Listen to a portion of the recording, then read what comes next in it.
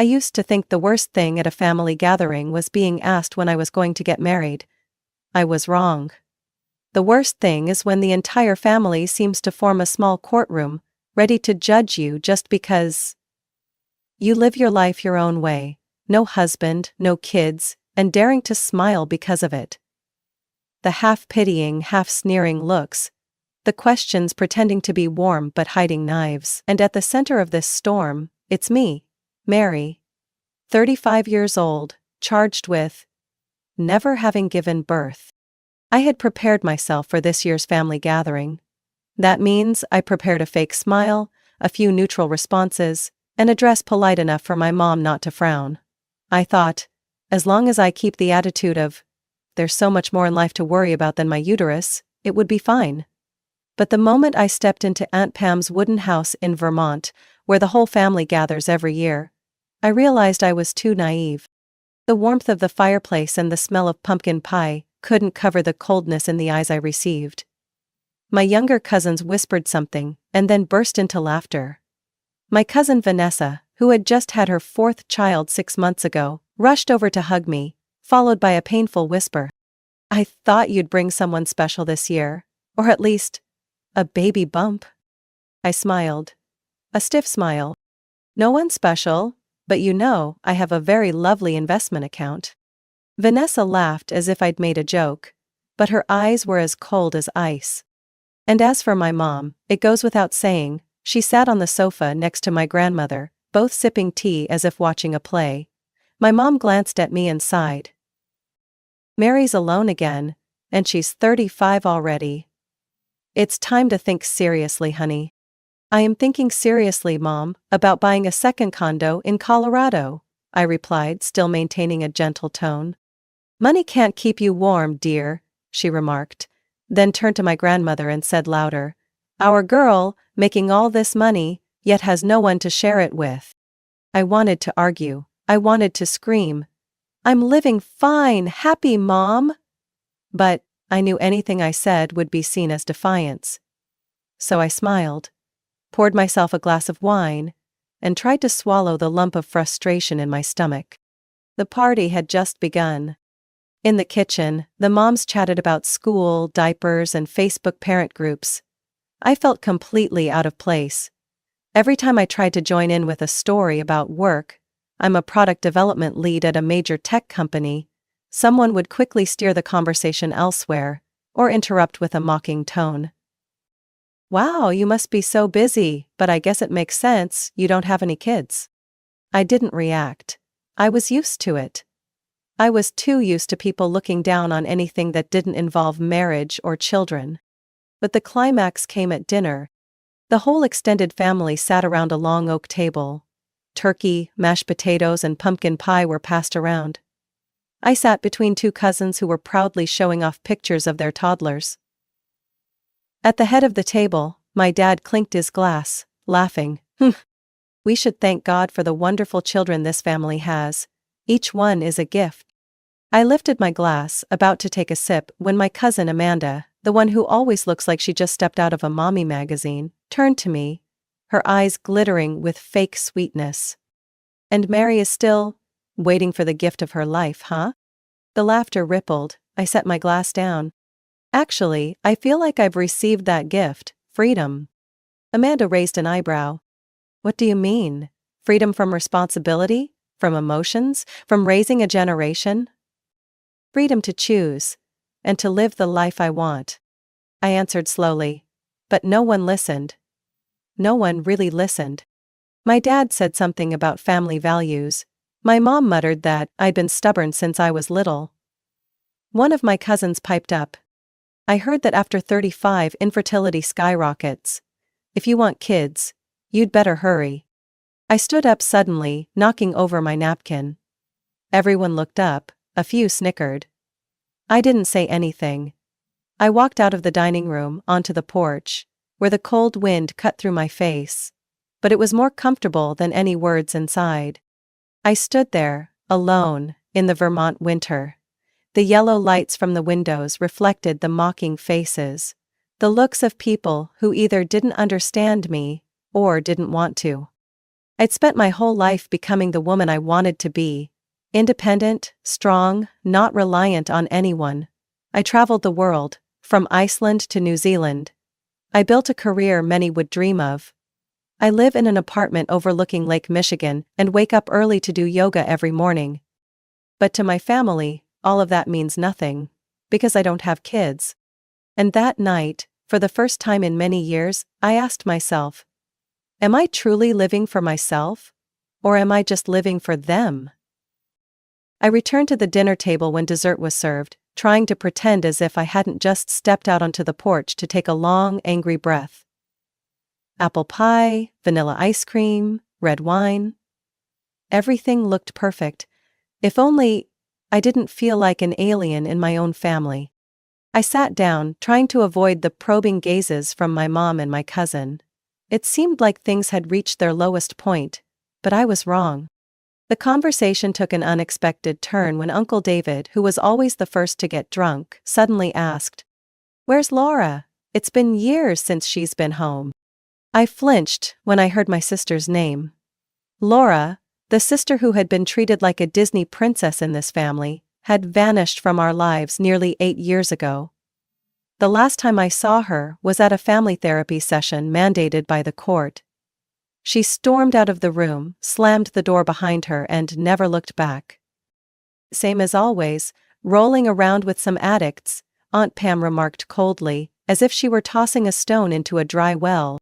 Everyone chuckled, then immediately changed the subject. I was left stunned. No one asked more. No one cared. Not a word for Jamie. Jamie.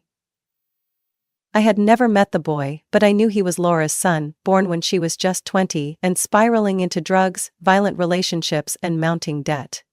I had heard rumors that she took Jamie from one house to another, from one foster home to the next, never staying anywhere longer than a few months. News about them disappeared almost simultaneously, with Laura's name falling off every family dinner list. I turned to Aunt Pam. "What about Jamie?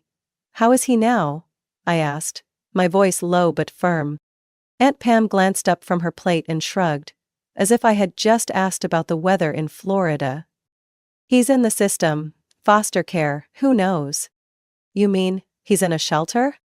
"Yeah, his mom doesn't have the ability to care for him. Lost custody last year.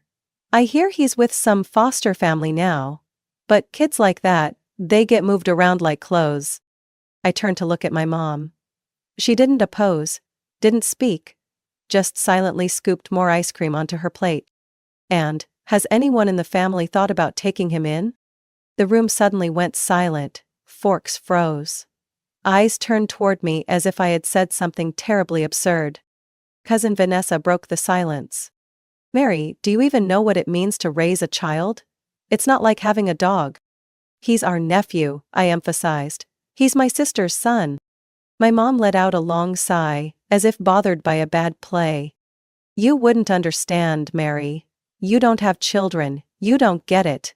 It's not that simple. And so it's better to just throw him into the system?" My dad, the quietest at the table, spoke up. "We tried, okay? But Laura wouldn't cooperate. She didn't want anyone interfering, and Jamie, that kid, he's got issues. Really hard to control. No one in this family has the time or the resources for that." I glared at each one of them, each face that shared my blood, each mouth that had mocked me for not being a mother, and now coldly turned its back on a child with nowhere to call home. I didn't sleep that night. I drove away from Aunt Pam's house at 2 a.m., my head spinning. The anger drowned out the sadness. I couldn't even imagine. My family, the ones who used to greet each other warmly every holiday, now quietly dismissing a child from their lives like this. I didn't want to pretend anymore. The very next morning, I started looking for information. After a few phone calls, an account accessing the social welfare system, and help from a colleague who worked with child protection, I found out Jamie's full name, Jamie Brooks, and where he was temporarily living. A foster family on the outskirts of Syracuse. I gasped as I read the description. Male child, 10 years old, signs of behavioral issues from trauma, previously abandoned, tends to withdraw and resist new interactions. I wasn't sure what I was expecting, but it certainly wasn't the terrifying indifference from my own family. Not a single one of them, in nearly a year, had visited or inquired about Jamie. Not one call, not one postcard, not a single toy. The boy was completely abandoned. And I, the one with no children, the one labeled selfish and living for myself, was the only one who couldn't turn a blind eye. That night, I wrote my first email to Jamie's caseworker. I introduced myself as his aunt and asked if I could visit. It wasn't an impulsive decision, it was instinct. It was the only thing I could think of in the 72 hours since hearing Jamie's name. And as I wrote the final lines of the email, one thought rang clear as a bell. If it's not me, then who? I received a reply from the New York State Department of Social Services on Tuesday afternoon, as I was preparing to end a long workday. The screen flashed the subject line. Regarding Jamie Brooks' case, response from caseworker. My hand froze, the mouse slid off the pad, and my heart raced as if I had just gotten a lottery notification, only this prize was an entirely different reality. The person who replied to me was Carla Evans, the case supervisor for Jamie. The tone in her letter was very cautious and professional. But I could still sense a hint of doubt behind every word. We acknowledge your biological relationship to the child. However, since you, Mary, have never been a legal guardian, the initial contact will need to be carefully considered. If you are genuinely interested in meeting and supporting Jamie, we can arrange a supervised visit at the community shelter in Baldwinsville. I didn't think for more than 3 seconds. That very evening, I booked a ride to Baldwinsville for Saturday morning. I had been there once before for a tech conference. I never imagined my return would be to search for my own nephew. The boy I had never hugged, never heard call me Aunt. On Saturday morning, I stood in front of the large glass door of the Baldwinsville Children's Shelter, my heart pounding so loudly I could hear each beat. I wore a simple but warm brown coat, clutching a paper bag with a box of colored pencils and a sketchbook I had carefully chosen, the first gift for a child I had never met. The room where we met was more empty and cold than I expected. The peeling paint on the walls, the plastic chairs arranged haphazardly, the dim fluorescent light above made the place feel like a sunless morning. I sat waiting for nearly 10 minutes, my palms sweaty. The door swung open. A woman with curly hair, wearing a name tag that read Carla Evans, walked in with a small boy dressed in a gray hoodie. His hair was long, reaching his ears, a bit messy. His eyes were downcast. He held a folded piece of paper in his hand. He was Jamie. Carla gently placed her hand on his shoulder and whispered, "Jamie, this is Aunt Mary, you can sit with her if you want. I'm just here to visit you." He didn't answer. He didn't sit right away. He just quietly walked to the table, pulled out a chair and sat across from me, the distance between us like a front line. No eye contact, no greeting. I smiled softly, trying to keep my voice calm. "Hi Jamie. I'm Mary, your mom's sister." He shrugged slightly, his eyes still fixed on the piece of paper in his hand. Silence filled the room. I opened a paper bag, took out the sketchbook and the box of colored pencils, and placed them on the table. "I don't know if you like to draw, but I brought this for you. If you don't like it, that's okay." He glanced at the gift, then took the sketchbook, flipping through a few pages, still silent. I thought he would put it down, but no. Jamie pulled out a pencil, lowered his head, and began to draw. I didn't say anything more, I just sat there watching.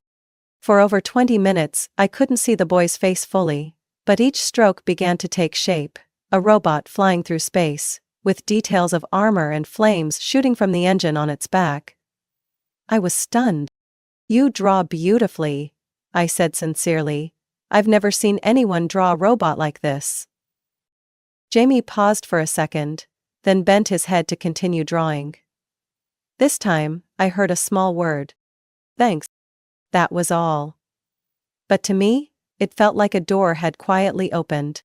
Over the next 3 weeks, I returned to Baldwinsville every weekend. Each time we met, Jamie was cautious, but no longer avoiding me like before. I brought sketchbooks, a few small pastries, and a patience I didn't even know I had. The boy began talking more, especially about robots, spaceships, and the characters he created in his imagination. I vividly remember one Tuesday afternoon when he suddenly said, "I thought no one in the family remembered me." I choked up. It took me a few seconds to reply. "I didn't know things had gotten this bad. I'm sorry for coming so late, but I'm here now, and if you'll let me, I won't leave again." Jamie was silent, but for the first time, he looked me straight in the eyes. His brown eyes, just like my sister's, were no longer completely closed off. Back home in Albany, I began to seriously think about the next step. Visiting wasn't enough anymore. I wanted to protect Jamie. I wanted him to have a real home, not a temporary one, not temporary until the system can provide a better solution. I called Carla Evans again, this time with a firm tone. "I want to start the adoption process for Jamie." She was silent for a few seconds, then replied, "Mary, I must warn you, this will be a very long and difficult journey. Jamie has a complex case file, and his biological family, including his parents, has been recorded with many issues. Are you sure?" "Sir?" I didn't hesitate. "I'm sure. If my whole family can turn their back on a child, then at least I can turn back. That boy deserves to be loved." Starting the adoption process for Jamie felt like stepping into a battle I had not anticipated would be this intense. I thought I would only face paperwork, procedures, and social services evaluations. But I was wrong. The most terrifying challenge came from the least expected place: my family. As soon as the news that I had officially filed to adopt Jamie reached my mother's ears, she called me at 7 a.m. before I had even finished making my coffee. "Mary, what the hell are you doing?" Her voice was cold as ice, with no trace of confusion or genuine concern. I paused, took a breath, and replied, "I'm doing the right thing, Mom. No one in the family cares about Jamie, so I will be the one to do it." "Who do you think you are? A hero? A savior? Or are you just trying to make Laura look bad?" I gripped my coffee cup tightly. "Laura abandoned her son, Mom. She lost custody. And no one in the family cares about that boy. Do you even remember his name? You're ruining everything, Mary. This family doesn't need more problems. You don't understand what it means to raise a child." I hung up the phone before she could say anything more. The anger inside me didn't explode. It simmered, smoldering like embers that hadn't been extinguished for a long time. Less than a week later, I received a call from Carla, Jamie's social worker. Her voice sounded a little tense. "Mary, I have to inform you that someone in your family has sent a letter opposing your adoption of Jamie. They are asking the court to temporarily delay the process." I froze in the hallway of my office. Colleagues walked by, greeting me, but I didn't hear a word. "Who sent the letter?" "Your parents. They say you're not fit to raise a child because you don't have parenting experience, live alone, and have a lifestyle." I squeezed the phone so tightly it almost broke. "They said I'm stealing Laura's child, didn't they?" The wording isn't direct, but that's the implication. I didn't know whether I was more angry or disappointed. The people who were supposed to be my parents chose to sabotage me instead of supporting me. They had never visited Jamie, never asked about him, never cared whether he was alive or dead. But they had enough time to write a letter to the court against me. I spent the whole night awake, but I didn't cry. Instead, I made a list of things to do: find a lawyer who specializes in adoption, gather witnesses to vouch for my ability to care for a child, and most importantly, create a real home for Jamie. Luckily, not everyone turned their back on me. People I once thought of as mere colleagues turned out to be a stronger support system than my own family. Julie, my best friend at the company, almost jumped for joy when I told her, "Oh my God, Mary, you're really adopting the boy? Finally, you're doing something more meaningful than just having lunch with me every day." She was the first one to help me pick the paint color for Jamie's new room. We bought navy blue paint and spent an entire Friday evening carefully sticking robot decals on the walls. Paul from the product design team volunteered to assemble Jamie's bunk bed, along with a rotating planet-shaped nightlight. "I was a foster kid," he said as he tightened screws. "I know how much a room can change how you feel about the world." And Madison, my neighbor, gave me a small wooden cabinet, with a note. "If you ever need a babysitter when you have late meetings, just call me." I sent Carla a picture of the new room. A brand new bed with galaxy-pittered pink sheets, a small bookshelf beside the study desk, and the robot painting Jamie had drawn hanging on the wall. Carla called me after she received the picture. "Mary, you're doing really well. But I have to ask, are you sure you want to continue, after all the opposition from your family?" I looked at the picture of Jamie smiling for the first time in the sketchbook I had taken. "I'm sure. Family isn't just about blood, Carla. Family is the one who stands by you when the whole world turns its back." Throughout the process, I was asked to provide many documents: pay stubs, asset declarations, and letters of recommendation. My parents refused to cooperate, but I was ready. I gave Carla the handwritten letter from Julie, stating that I was always the first to volunteer to help anyone at work when something happened. I sent a copy of an email from Paul, recounting how I had quietly donated my entire year-end bonus to a colleague battling a severe illness. I wasn't bragging, I just wanted to prove that I knew how to love, even if no one loved me back. One afternoon I went to pick up Jamie from the center after school. The boy walked out, holding a new drawing this time, a robot city. When he saw me, Jamie paused for a second, then ran over, hesitantly asking, "Aunt, can I hang this on the wall in my room?" I choked up. "That's your room, Jamie, you can hang whatever you want." For the first time, the boy hugged me. No words needed, that hug was enough for me to know I was doing the right thing. I still remember that morning, Jamie's 11th birthday. The sky over Albany was filled with gray clouds, but inside my heart felt brighter than it ever had. It was the first time I threw a birthday party for a child. The first time I bought balloons, blew them up until I was dizzy, and taped each one to the wall with double-sided tape. The first time I baked a cake, even though the decoration was so messy that I laughed at myself when I wrote, "Happy birthday, Jamie," in icing. And it was the first time Jamie was the center of attention. I had planned it for a whole month, invited 3 of his new friends from school, a few friendly neighbors, and even Carla the social worker, who had been following our journey from the very beginning. In the living room, I set up a drawing corner with a large paper board, watercolors, markers, and even superhero sticker sheets. Jamie came down the stairs at 9 a.m., his hair still messy and his eyes sleepy. I lit a candle on the small cake, then called out, "Happy birthday, my little space hero." The boy froze. His eyes widened, his mouth slightly parted. "Aunt, you did all this for me." I nodded, lightly. But my heart felt like it was about to burst with emotion. "It's not just for you, it's because you deserve this." The entire party, Jamie didn't leave the drawing corner. He laughed, talked, expressions I hadn't seen in the months before. But what I'll always remember is when the party was almost over, and it was just the 2 of us sitting on the couch. Jamie turned to me, hesitantly asking, "Aunt Mary, can I call you Mom?" I didn't respond immediately, my breath caught in my throat. Then I nodded, slowly, but firmly. "You can call me whatever you want, Jamie." We only had a few weeks after that birthday to prepare for the court hearing that would determine permanent custody. Carla told me that Jamie had the right to speak, but it wasn't required.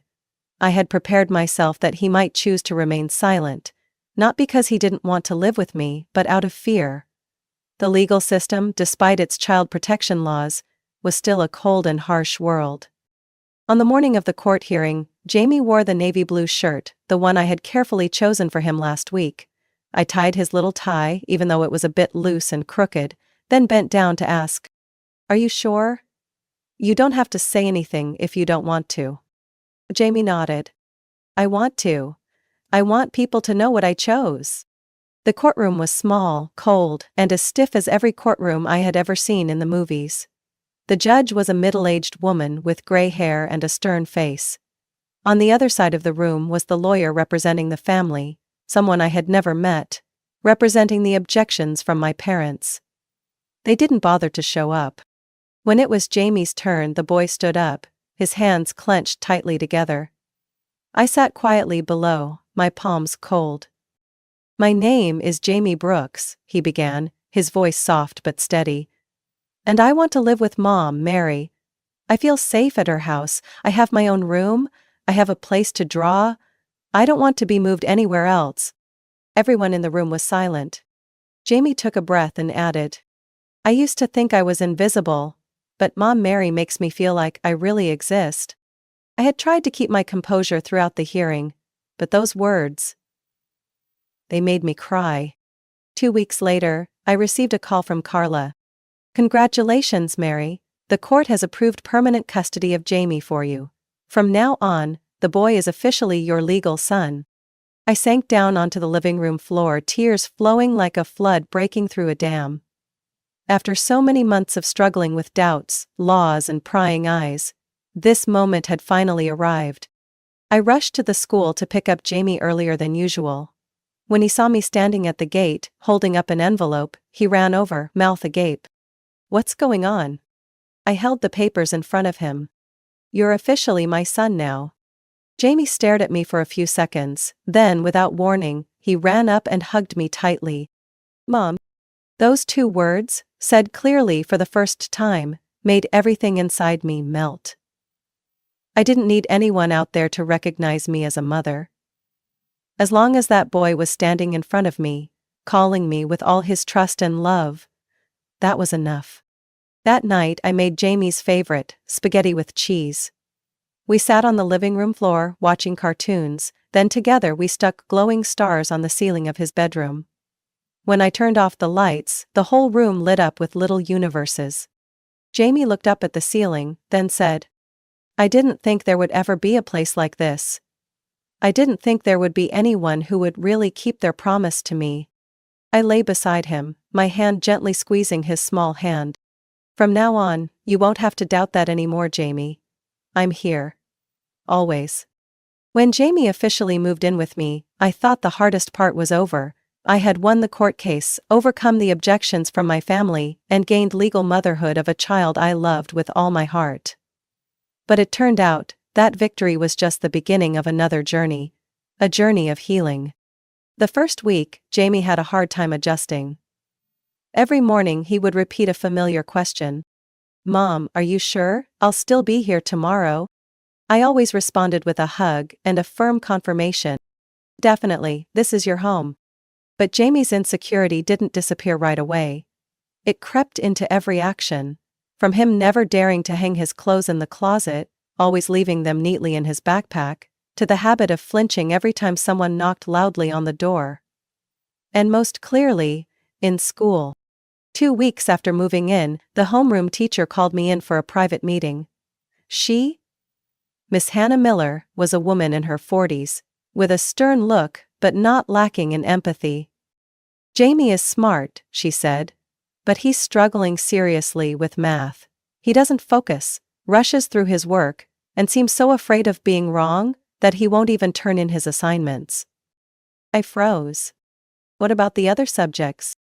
"Art is his bright spot. I've never seen a student draw in such detail as Jamie. But with math, we need more support." That evening, I sat with Jamie in the kitchen, spreading out the books in front of him. "Can you help me, Mom?" Jamie lowered his eyes. "I'm not good at these things. Every time I got something wrong, my old mom would yell. Then she wouldn't look at me anymore." I choked up. "Here, being wrong isn't a crime. Here, you'll learn again, from the beginning. And I'll be here every time you repeat a math problem." We started with simple things: addition, subtraction, multiplication, and division. I wrote each math problem on a small whiteboard in the study room, and every time Jamie got it right, I stuck a gold star on the board. He gradually became interested in the stars, to the point where he started asking, "Do you have harder problems today, Mom?" At the same time, I decided to nurture Jamie's true strength, drawing. I signed him up for a community art class every Saturday at the Albany Art Center. On the first day, Jamie was completely silent. He just drew and drew and drew. But by the third class, a teacher named Marcus, a surrealist painter, leaned in close to me and whispered, "Your son has an adult's eye for space. The way he handles perspective and constructs shapes isn't like a child." A few weeks later, Marcus submitted Jamie's registration for a city-wide art competition. The theme, Dream City. Jamie drew for 3 days straight, each evening after dinner, asking, "Mom, does a city always have to have skyscrapers?" "No. A dream city can be anywhere you feel safe." Jamie's painting was of an expansive space, small houses floating in the sky, connected by rope bridges with flying robots guarding them. Each house had a porch full of flowers, and a wall painted with a bright star. Jamie titled the painting, "A Place Where No One Is Left Behind." When that piece was chosen for the finals and displayed at the Albany City Gallery, I could hardly believe it. On opening day, Jamie wore the shirt we called the Lucky Robot shirt. When viewers stopped in front of the painting and marveled at it, I saw the corners of his mouth turn up. "Do they really like it?" "You didn't just draw with your hands, Jamie. You drew with everything you've been through." We began creating small traditions. Every Friday became art night. Art night. The two of us would draw, paint figurines, and make collages. One time, Jamie suggested, "Next week let's draw you in a superhero suit. You're my hero." I didn't respond. I just hugged him tightly. No fancy words needed. Just knowing that the boy, once broken, now knew how to see someone as his support. We also began venturing out more. The first time I took Jamie to Lake George in the summer, he saw the clear water down to the bottom for the first time, and yelled as if he had discovered treasure. "Mom, is it really true that the water here never runs out? Just like the love I have for you?" Jamie paused, then whispered, "You've said that twice now." I laughed. "And I'll say it 1,000 more times." The neighbors, who used to only nod in passing, had become friends. Becca, a widow living next door, often brought over cookies every Saturday afternoon, saying they were for the little artist who needs to refuel. Sam, an elderly war veteran, gave Jamie a set of watercolor paints. "Better than what school hands out." Jamie had new friends at school, a boy named Ethan who shared his love for comics. The two of them rode their bikes around the neighborhood, their laughter echoing all the way down the street. That evening, when Jamie completed his first math test with an A for the semester, I took him out for pizza. Between slices of pepperoni and bubbly sodas, he suddenly said, "Mom, you know, if someone had asked me where I wanted to live before, I would have said nowhere, but now, I have one." "Where's that?" He placed his hand on his chest. "Right here, where you are." The first message from Laura came on a Monday afternoon. I was standing in the kitchen, flipping pancakes on the skillet, when my phone rang. An unknown number. A short text. No period, no question, no apology. "I know Jamie is living with you. I want to see him." No please, no, it's your sister. Just a cold command. I stood frozen for a moment. My heart raced. The burnt smell from the skillet startled me. And I quickly flipped the scorched pancake. I read that message at least 10 times. Each time my stomach twisted. Not because I was afraid, but because the anger that had never dissipated was now bubbling up like boiling water. I didn't respond immediately. I spent 3 days thinking it over. Then texted back. "Jamie is fine. You should not contact him directly until he's ready. If you're serious, you can start by sending a letter." Laura didn't reply. I thought the matter was settled, but then, a week later, I received an email from Carla, the social worker who had handled Jamie's case before. "Mary, I've just been contacted by Laura Brooks. She's requesting to re-establish contact with Jamie." I decided to talk openly with Jamie. That evening, after dinner, I sat next to Jamie in the art room, where he was coloring a giant spaceship. "Jamie, I need to talk to you about something." He looked up, his face calm.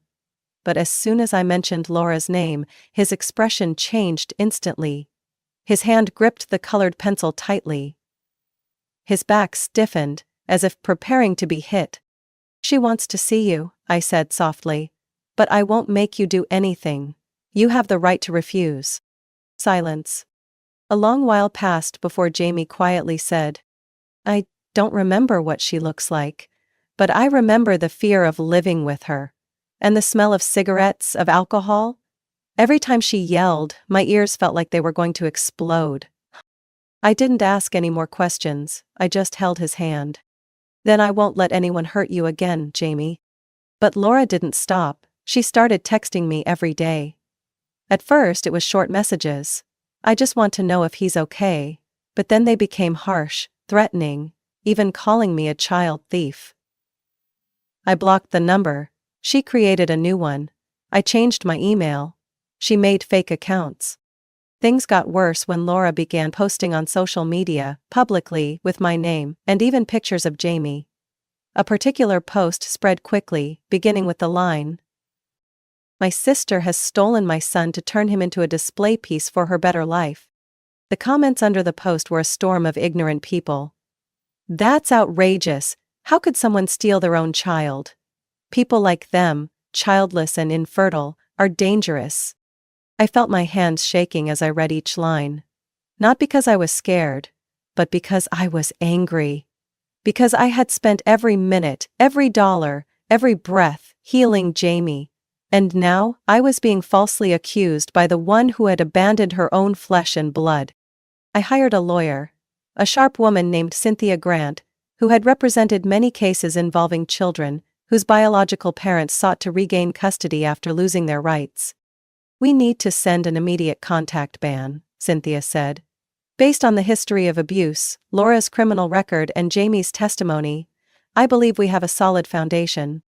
"I don't want to send her to jail," I said. "I just want her to stay away from my son." While I worked with the lawyer, the people in my family continued to stoke the fire. Patricia, my cousin who had once mocked me for not having children, shared Laura's post with a note. "This family really has some people with no shame." My mom called not to ask about Jamie but to yell, "You've done enough, Mary. Give the boy back to his mother." "That's blood, Mary. Your sister is falling apart.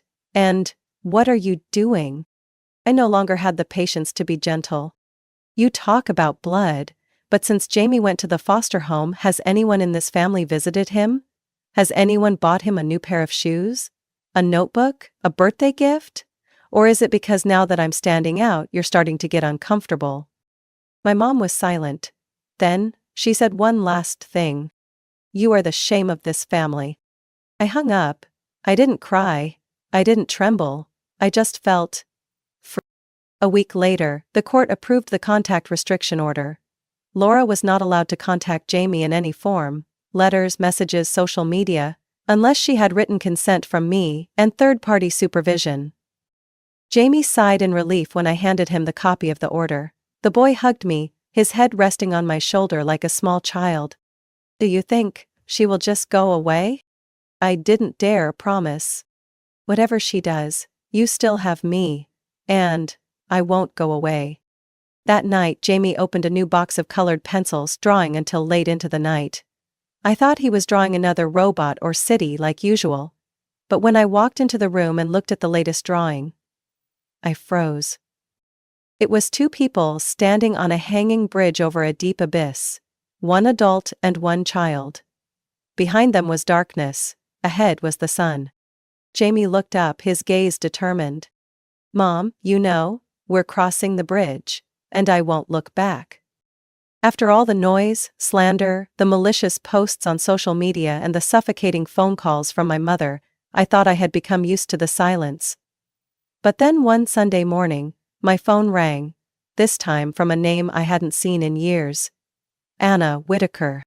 Anna was the daughter of my eldest aunt, someone I used to be very close with when I was a child, but as we grew older, she took a different path, married young, and slowly disappeared from the increasingly fake family gatherings. I had almost forgotten she existed, until that message appeared. "I've been following everything that's happening. "You're not alone, Mary. And if you're willing, I'd like to say that publicly." I didn't know what Anna was planning to do. But 2 days later, while having lunch with Jamie, I received a link to a Facebook post. Anna's profile picture, still with a gentle smile and light curly hair, appeared above a long paragraph. Before I could read, Jamie spoke up. "Who's writing about Mom? Is Mom famous now?" I read every word slowly. My heart stopped from emotion. "I'm Anna Whitaker. I've known Mary since we were little, and what I know best is this: she has never done anything for the sake of fame." Mary adopting Jamie was not about stealing anyone. It was because the boy deserves someone who loves him, protects him, and doesn't abandon him. When the whole family turned their back, Mary turned towards him. And I'm proud to be her cousin. The post was shared hundreds of times within hours. Beneath it were countless comments from strangers, single mothers, former orphans, people who had been rejected by their families, all sending words of encouragement. For the first time in months, I felt supported. The news spread so far that Jamie's school held a ceremony to honor students who had achieved outstanding accomplishments that year, and Jamie was nominated for the Confidence and Outstanding Effort Award. His art teacher, Miss Lauren, was the one who recommended him to the school board. On the day of the ceremony, Jamie wore a little gray suit, his hair carefully combed and lightly sprayed. He was still a bit nervous, clutching my hand tightly. I bent down and whispered, "You don't have to say anything big, just be yourself." When Jamie Brooks' name was called, the entire hall erupted in applause. He walked up to the stage, hesitated for a moment, then raised his head. His eyes locked on the row of seats where I was sitting. "I just want to say, thank you, Mom Mary, for giving me a place to be myself. I used to think I was the one no one remembered. But now it's different. I'm not invisible anymore." I felt my throat tighten, and I wasn't surprised to see that many people in the hall were quietly wiping their tears. That evening I sat in the living room, watching the video of Jamie's speech that Miss Lauren had sent, and at that moment, I knew it was time to close another chapter of my life. I opened my contacts list on my phone, scrolling through the names: Mom, Dad, Vanessa, Patricia. I had kept them there, like a habit, like a burden that silently wouldn't let go. But now, there was no reason to keep them. I deleted each name, without hesitation. I didn't do it out of anger.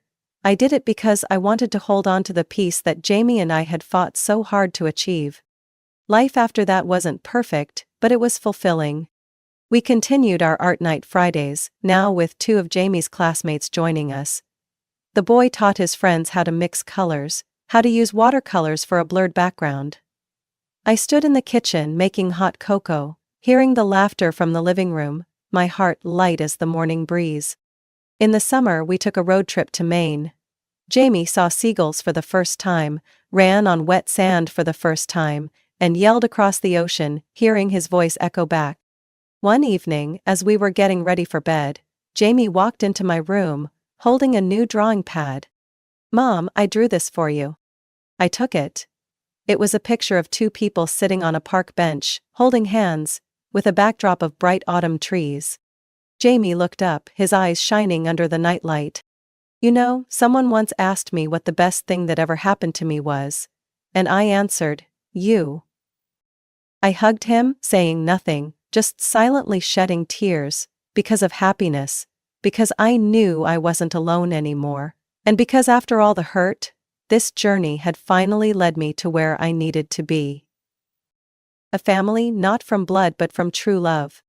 The ending didn't come from a grand moment, but from the small details, the trusting looks, the gentle mom calls every morning, the pieces of paper filled with dreams posted all over the bedroom, and the silent nights with just the sound of pencils gliding over paper.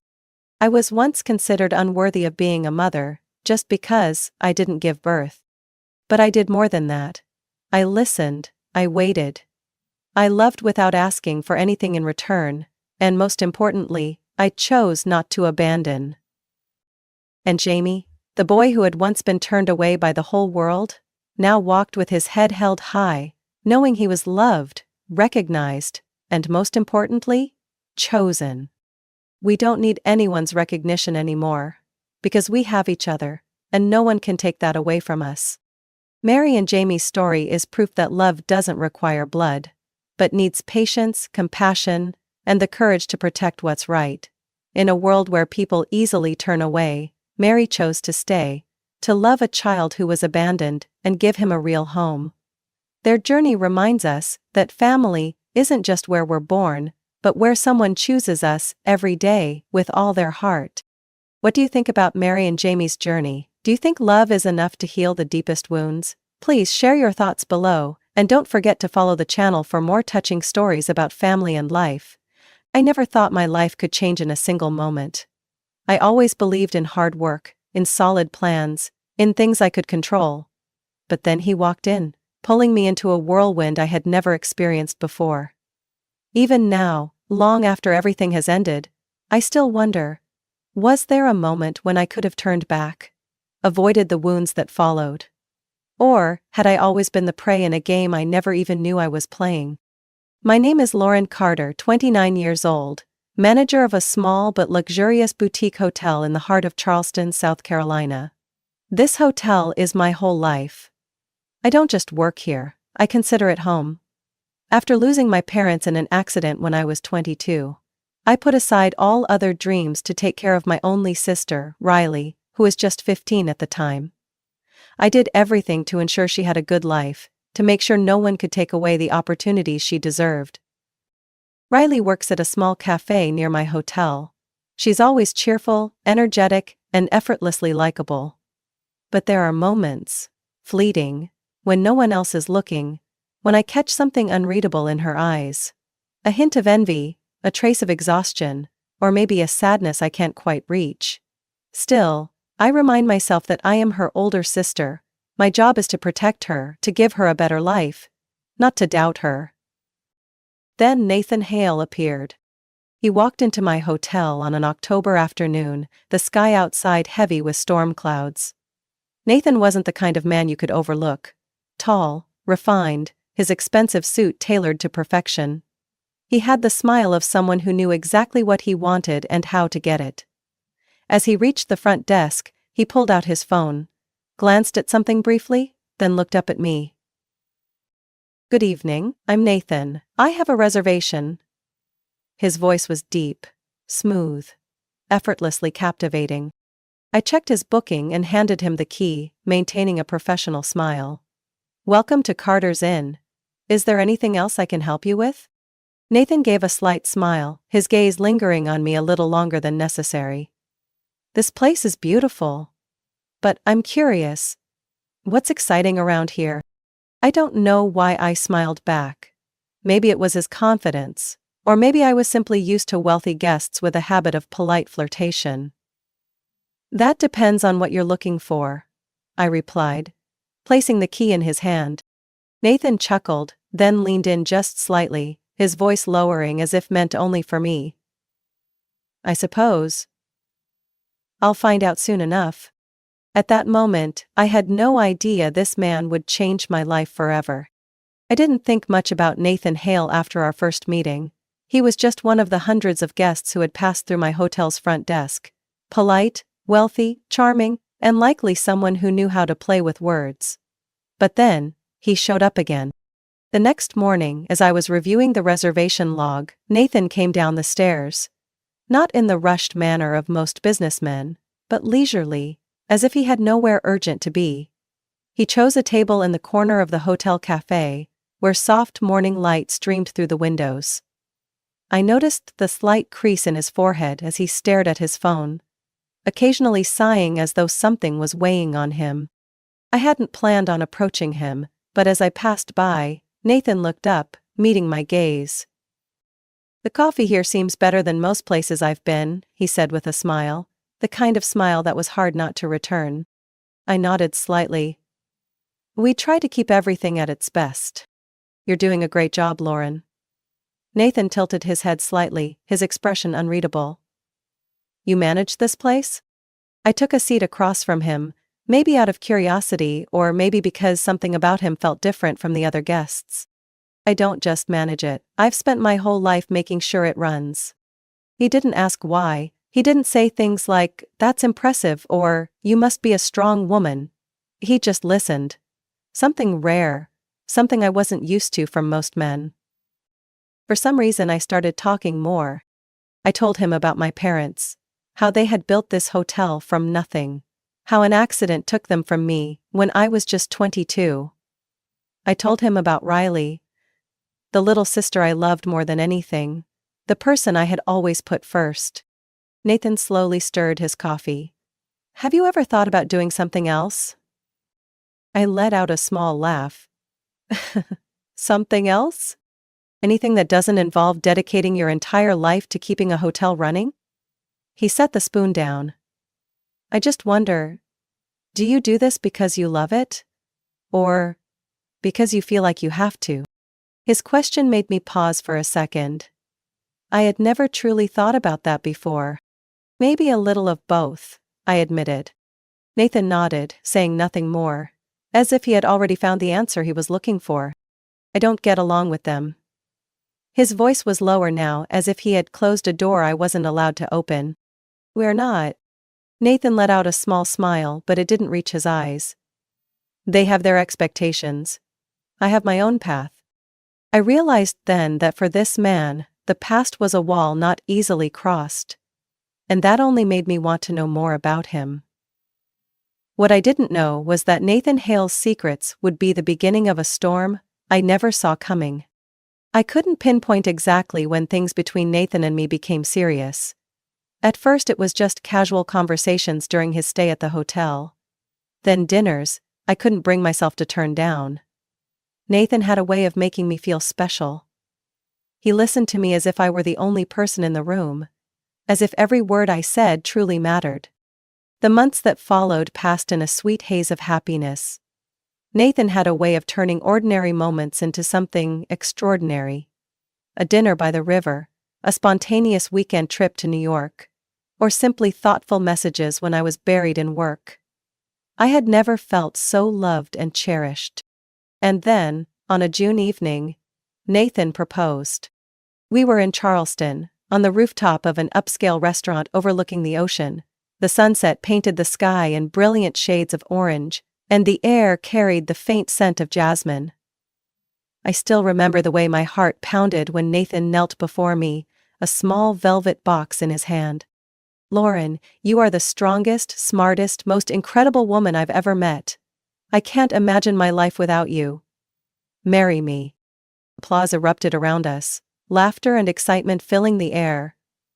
I looked into his eyes, steady, unwavering, without a trace of hesitation. I nodded. Yes. The answer slipped from my lips before I could think too much. I loved Nathan. I trusted him. So why would I say no? After news of our engagement spread, we began planning the wedding. Nathan was clear about what he wanted: a lavish ceremony, an event the city would never forget. "I want everything to be perfect," Nathan said, pulling me into his arms as we browsed wedding venues. "We deserve a truly special day." I agreed, but as we started calculating the costs, I realized something. Nathan expected me to cover most of the wedding expenses. "You have savings from the hotel, don't you?" he said casually. "I think it would be meaningful if we both contributed to our big day. I'll take care of the honeymoon and our future home." I hesitated. That money was what I had saved for years to ensure the hotel would never face financial trouble. But Nathan spoke with such conviction, painting a perfect future, a cozy house by the beach, a life where I wouldn't have to worry about anything anymore. Despite my doubts, I nodded. "All right, Nathan, let's have the wedding we've always dreamed of." I didn't know then that it would be the worst decision of my life. I never imagined that planning a wedding could be so exhausting. Between meeting vendors, choosing flowers, finalizing the menu, and managing the hotel, I barely had time to breathe. But one thing I knew for sure. I wanted Riley by my side for these important moments. She was the only family I had left. I wanted Riley to help me pick out my wedding dress. To be the first to see me in white, before the big day. "Riley, can you take a day off from the cafe? I want you to come dress shopping with me," I said over the phone, trying to mask the exhaustion in my voice. "Of course, Lauren," Riley answered immediately. "I'll meet you at the bridal shop. 10 a.m., okay?" Bellamore Bridal was breathtaking. Rows of pristine white gowns hung on racks, the warm golden lighting casting a dreamy glow over delicate lace and satin. When I stepped out of the dressing room in the first gown, Riley was already waiting. Her eyes lit up. But then, for a fleeting moment, something else crossed her face. Something unreadable. Sadness? Hesitation? "How do I look?" I asked, spinning slowly in front of the mirror. Riley swallowed hard before forcing a smile. "Perfect, Lauren. It's like this dress was made for you." But her voice lacked the enthusiasm I had expected. I narrowed my eyes at her. "Are you sure? You seem off." Riley quickly shook her head. No, it's just. I was thinking about the moment you'll actually walk down the aisle. You're going to be the most beautiful bride." I didn't completely believe Riley's words, but I nodded and continued trying on a few more dresses. Then, something strange happened. I had just changed into the third dress when Riley suddenly stood up and walked toward another gown on the rack. It was stunning. Delicately beaded, with a flowing train that shimmered under the soft lighting. "Can I try this one?" Riley asked, her voice almost weightless. I was surprised, but quickly nodded. "Of course. Why not?"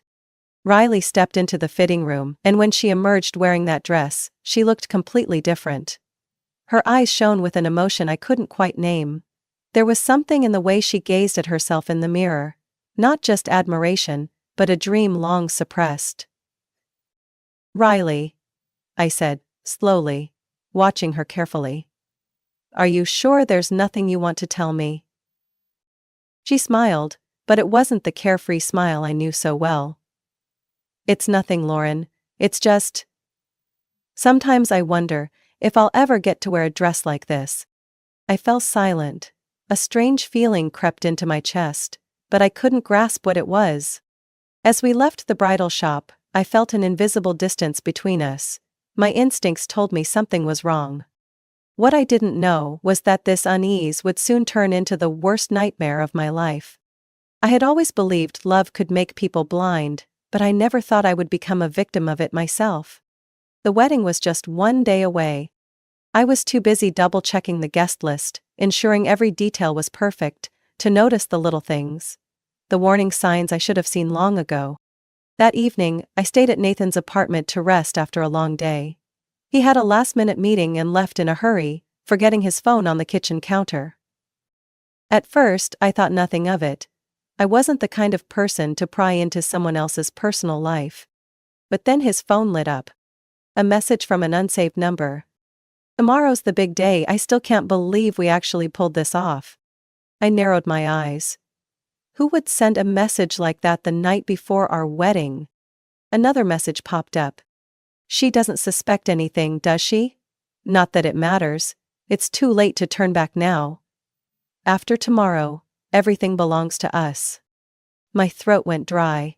My heart pounded so hard I could hear every beat. My hands trembled as I reached for the phone and unlocked it. No password. The messages unfolded like a door opening into the worst nightmare I had ever known. The sender was Riley. I couldn't breathe as I scrolled through the previous messages. Cryptic exchanges, plans so twisted I couldn't believe they had been orchestrated by the two people I loved most. "He thinks she's a queen, but she's just a pathetic cash cow. Let her pay for everything. I almost feel sorry for her. Once this is over, we'll start fresh, just you, me, and our baby." My vision blurred. I had to blink several times to make sure I wasn't reading it wrong.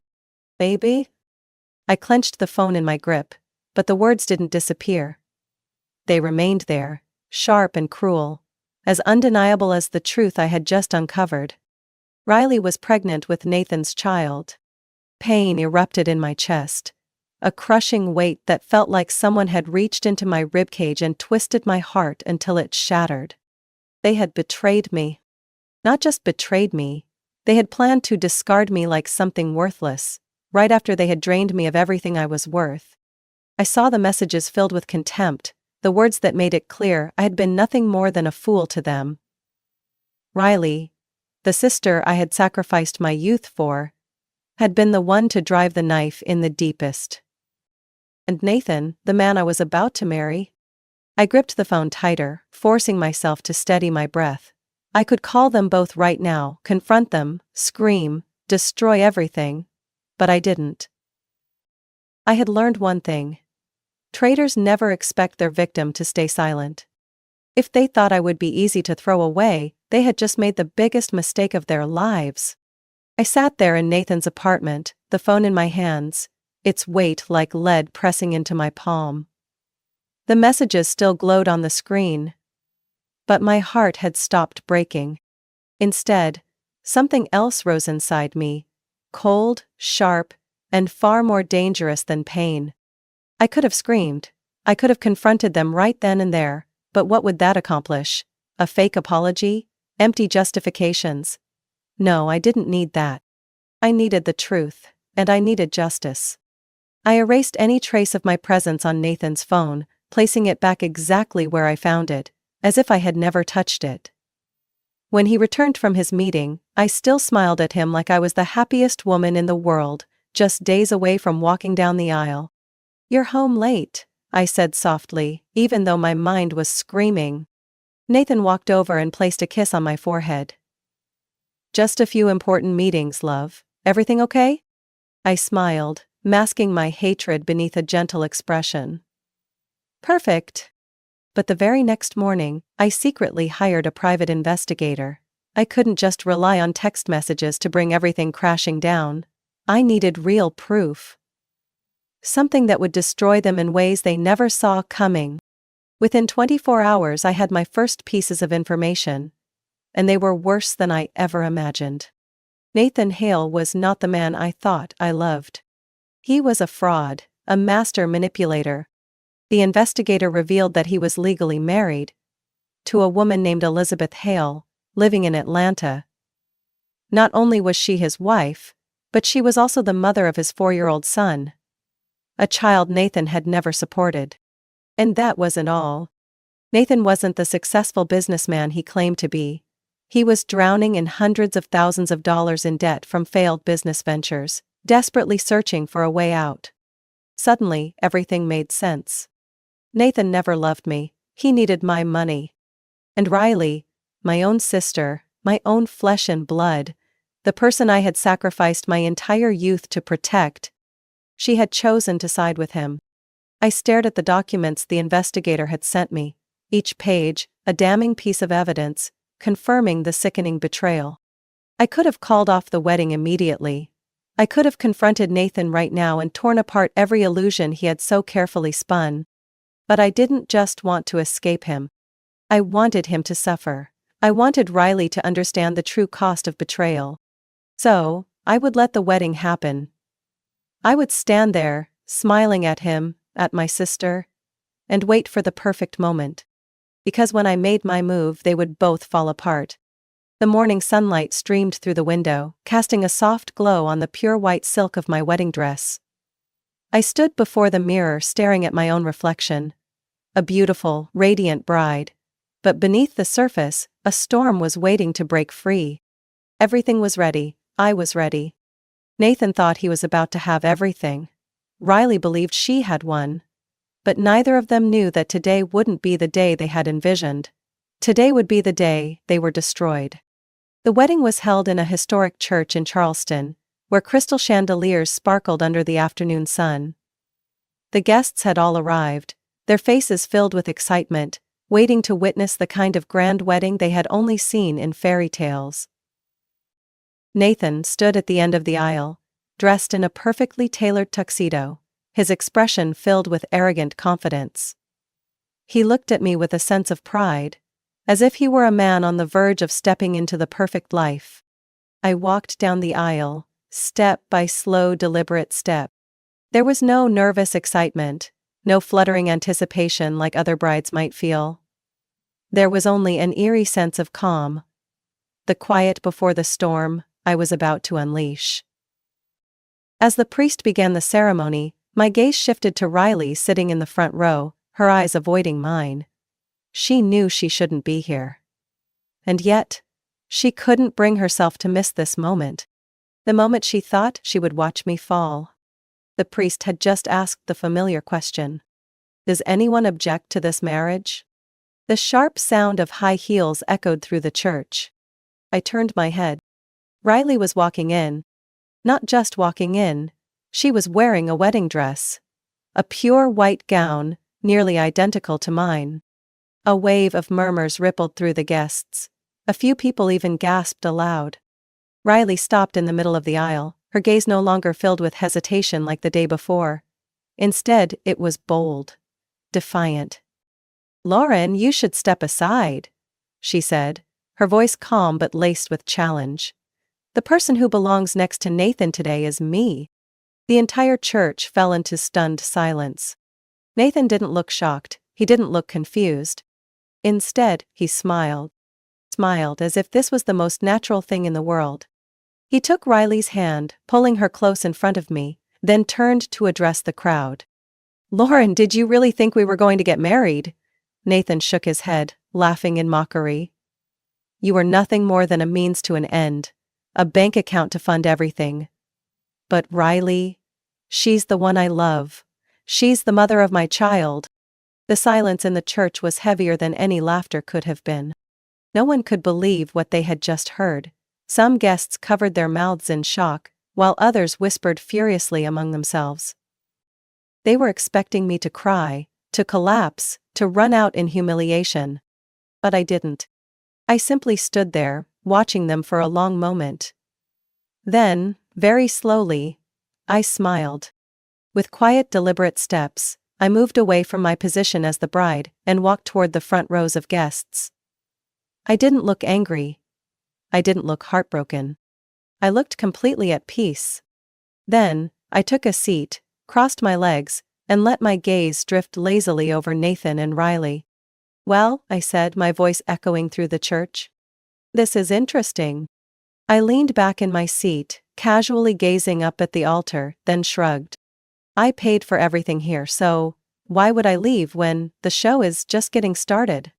The murmurs erupted louder than ever. Nathan and Riley looked unsettled.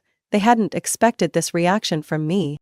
They had no idea the real performance was far from over.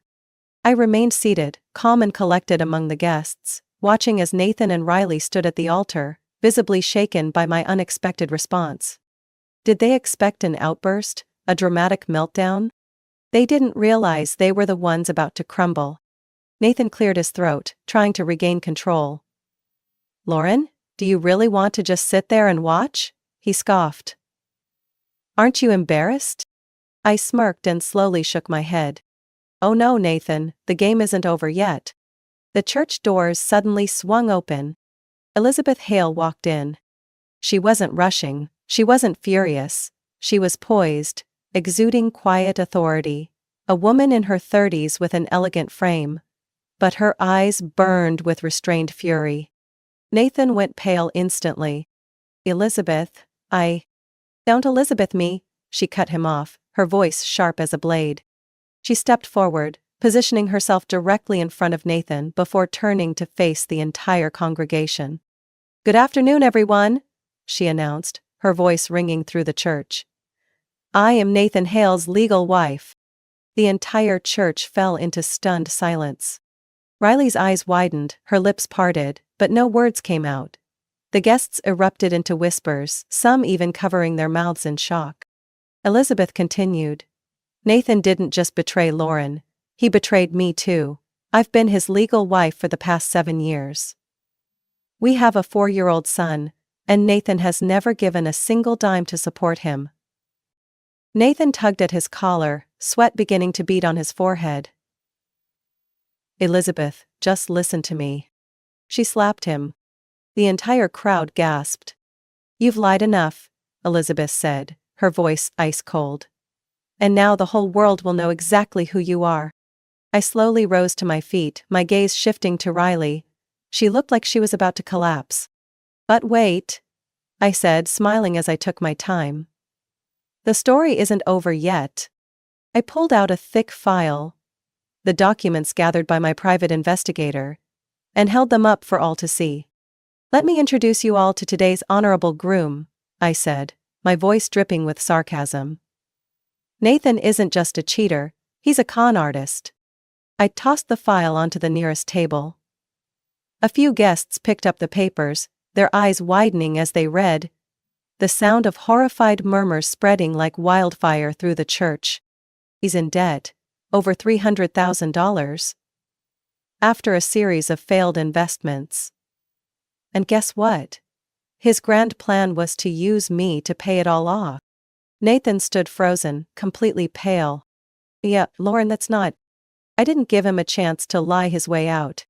Instead, I turned to his parents, who had been sitting in stunned silence the entire ceremony. Their expressions had darkened with every revelation. Mr. and Mrs. Hale, I said, my voice steady. You always believed your son was successful, didn't you? But the truth is, he's nothing more than a leech, a professional liar. Nathan's father, a powerful man with a stern face, shot up from his seat. And that's enough, Nathan, he growled. I can't believe you've disgraced this family like this. His mother wept silently, covering her mouth as all eyes in the church turned to Nathan and Riley. Two people who had once been so smug, now standing at the center of their own humiliation. His father's glare hardened as he delivered the final blow. You are no son of mine. Nathan flinched as if he had been struck. He was utterly ruined. I turned my attention to the person who had once meant the world to me. My sister. Riley's face was ghostly pale, her lips trembling. She tried to speak, but nothing came out. Lauren, she stammered. I simply stared at her, silent. Then, without another word, I turned and walked away. They had destroyed me. But today, I destroyed them. After that disastrous wedding, Nathan and Riley lost control of everything. But for me, the game had only just begun. I wasn't going to let this story end with their public humiliation. Nathan had to pay. A few days later, I filed a lawsuit against Nathan Hale for fraud and financial exploitation. With the overwhelming evidence gathered by my private investigator, my lawyer built an airtight case. The court ruled in my favor. Nathan was ordered to pay me $75,000. Every penny I had spent on the wedding, plus damages for the emotional distress he had caused. He had no way to fight it. He had lost everything. And that wasn't all. Elizabeth, his actual wife, also filed a lawsuit against him, demanding child support for their son. Drowning in debt, abandoned by his family, and with no financial lifeline left, Nathan was forced into complete bankruptcy. He tried to contact me, begging me to drop the lawsuit. But my answer was simple. You once called me a cash cow, didn't you? So tell me now, Nathan. Who's the pathetic one in this game? He never reached out again. After Nathan lost everything, he disappeared. He abandoned Riley. Pregnant, broke, and alone. Without a single dollar, without even a goodbye. One day she came looking for me. For the first time since the wedding. She stood at the front door of my hotel, tears streaming down her face. Her baby bump now unmistakable. Lauren. Her voice cracked. Can you help me? I looked at her. The sister who had once meant everything to me, but who had also betrayed me in the cruelest way possible. I remembered the messages she had sent Nathan, the way she had mocked me, the way she had plotted to erase me from their lives. I had nothing left to give her. I took a deep breath, keeping my voice steady. Riley froze. You can't just leave me like this. I'm your sister. I shook my head. You were my sister. And then I closed the door. Leaving Riley standing there, alone, among the ruins of the life she had chosen. I didn't feel hatred anymore. Just emptiness. A few months later, I sold the hotel. I realized I had spent my entire life protecting what my parents left behind. but I had forgotten that I had a life of my own to live. I left Charleston, carrying with me the lessons life had carved into my soul. Never love someone more than you love yourself. Never let trust turn you into someone else's puppet. And if someone betrays you, make sure they pay for it. I was no longer the naive Lauren Carter. I was Lauren Carter, the woman who burned down her past to build a stronger future. And I never looked back. Lauren Carter's story is more than just a personal tragedy. It's a powerful lesson on trust, love, and betrayal. It reminds us that sometimes, the people we trust the most are the ones who can destroy us the worst. Love should never be blind, and kindness should never be a free pass for others to take advantage of us. Strength isn't about never getting hurt. It's about rising after the pain. So in life, cherish yourself first, and if someone betrays you, let them learn what it means to pay the price. What do you think about Lauren Carter's story? If you were in her situation, what would you have done? Share your thoughts in the comments. And don't forget to follow the channel for more powerful stories about family, love, and life's most valuable lessons. I didn't know how to respond. We'll move into a temporary rental apartment. It's not a big deal, Ronald added. If Mila lives, that's all that matters. I sank into the chair, hands on my head. Why would you do that? I don't deserve this. I'm just your daughter-in-law, not... Diane cut me off, this time with a look that only a true mother could give. You are our flesh and blood. Mila is our granddaughter. Camila, your biological parents may not see that, but we do. And we don't need a birth certificate to prove it. For the first time since this nightmare began, I cried, not from despair, but from overwhelming emotion. 3 days later, we held a $40,000 bank check from the house sale advance in our hands. At exactly 6 a.m., I delivered the full $113,000 to the hospital. Mila was wheeled into the operating room at 7:30 a.m., and I collapsed into a chair, trembling as if I had traded my entire soul to save a little angel. All we could do now was wait. The surgery lasted nearly 4 hours. I had never experienced a worse stretch of time in my life. I sat frozen in the hallway, my eyes dry from having cried everything out earlier. Jordan paced in circles, as if stopping would make his heart stop too. Diane quietly ran her prayer beads through her fingers, and Ronald just sat there, hands clasped tightly, his steady gaze betraying deep worry. When the doors of the operating room finally swung open and the doctor stepped out, the 4 of us jumped to our feet at once. The surgery was more successful than we expected, he said gently. We removed the entire abnormal mass. Mila's airway is no longer compressed. She still needs post-op monitoring, but overall, she's expected to recover well. My legs gave out. I dropped into the chair and sobbed like a child. Jordan knelt in front of me, clutching my hands in his warm palms. Diane hugged me from behind, and Ronald rested a hand on my shoulder, his eyes red but bright. For the first time since this nightmare began, I felt a soft light slipping into my heart. Hope. 3 days later, Mila was moved to recovery. She was still weak, but had opened her eyes, whispered a few words, and smiled when I told her Marshmallow the cat was waiting at home. I want to run outside again, Mommy, she whispered, her voice hoarse but full of dreams. I hugged her tightly, tears streaming non-stop. You will run, you will jump, and you'll scream out loud like before, I promise. It felt like the entire hospital exhaled with us. Nurses stopped by just to see Mila smile. Doctors patted Jordan's back, saying she was a true fighter.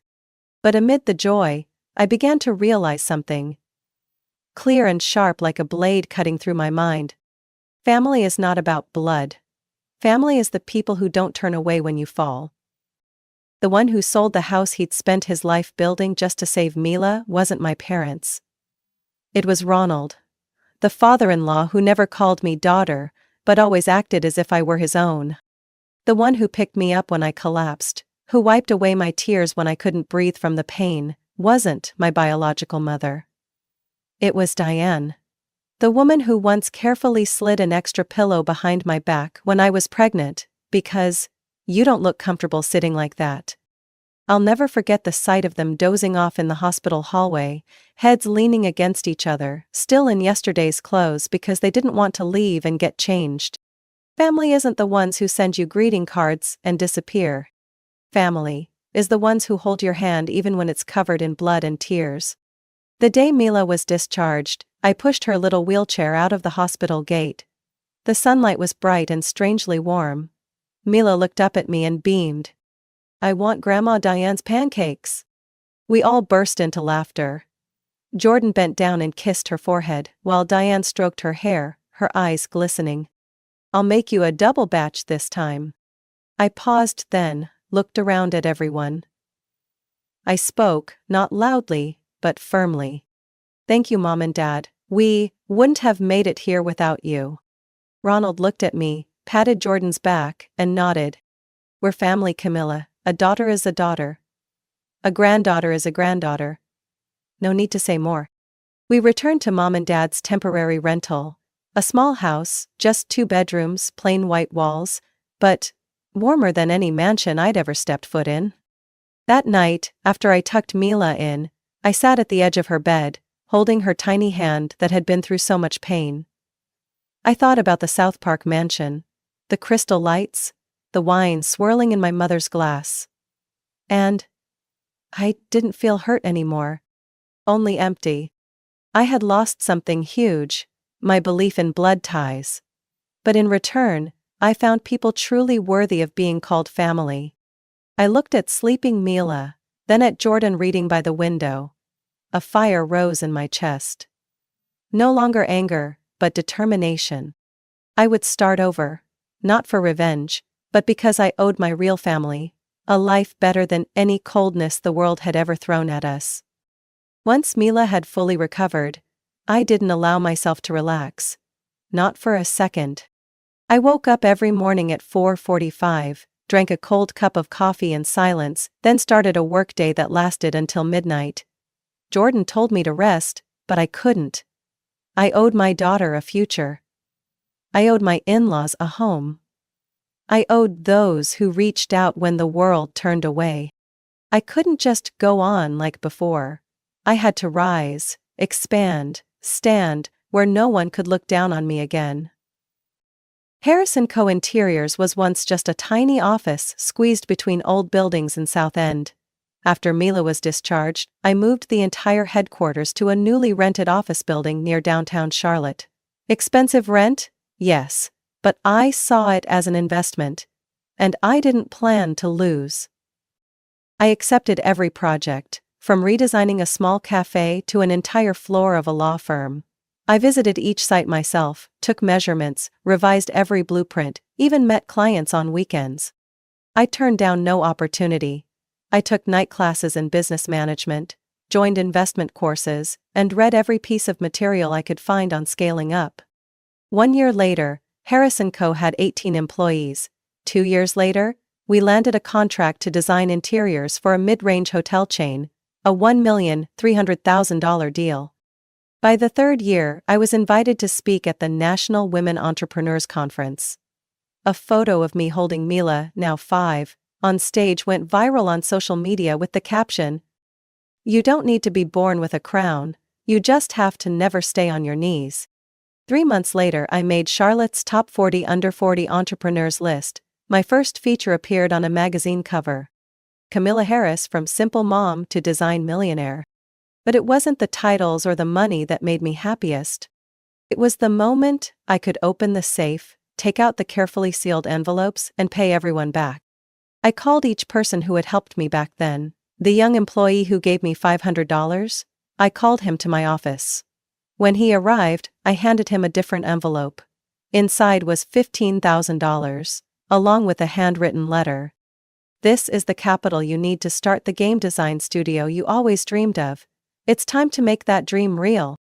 I went to the cafe of an old friend, the one who once lent me $2,000 interest-free. I placed a $25,000 check on the table and smiled. "Now you can finally upgrade that kitchen like you always talked about back then." But the biggest gift was for my in-laws.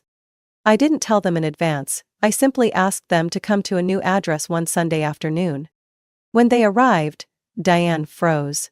Standing before them was the old house. The home they had sold to save their granddaughter's life. Same blue roof, the familiar wooden steps, the maple tree in the front yard where Ronald had hung Christmas lights for 15 years. "Camilla, why is this our house?" she stammered.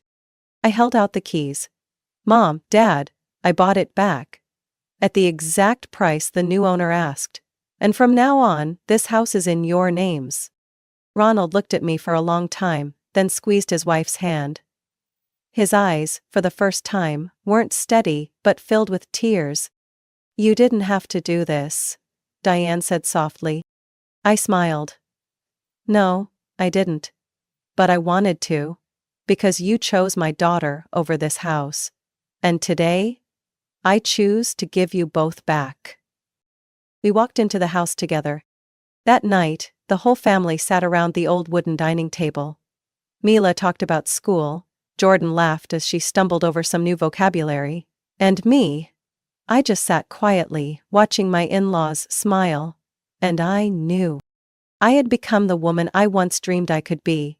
Not because I was rich, but because I was grateful. Because I rose above.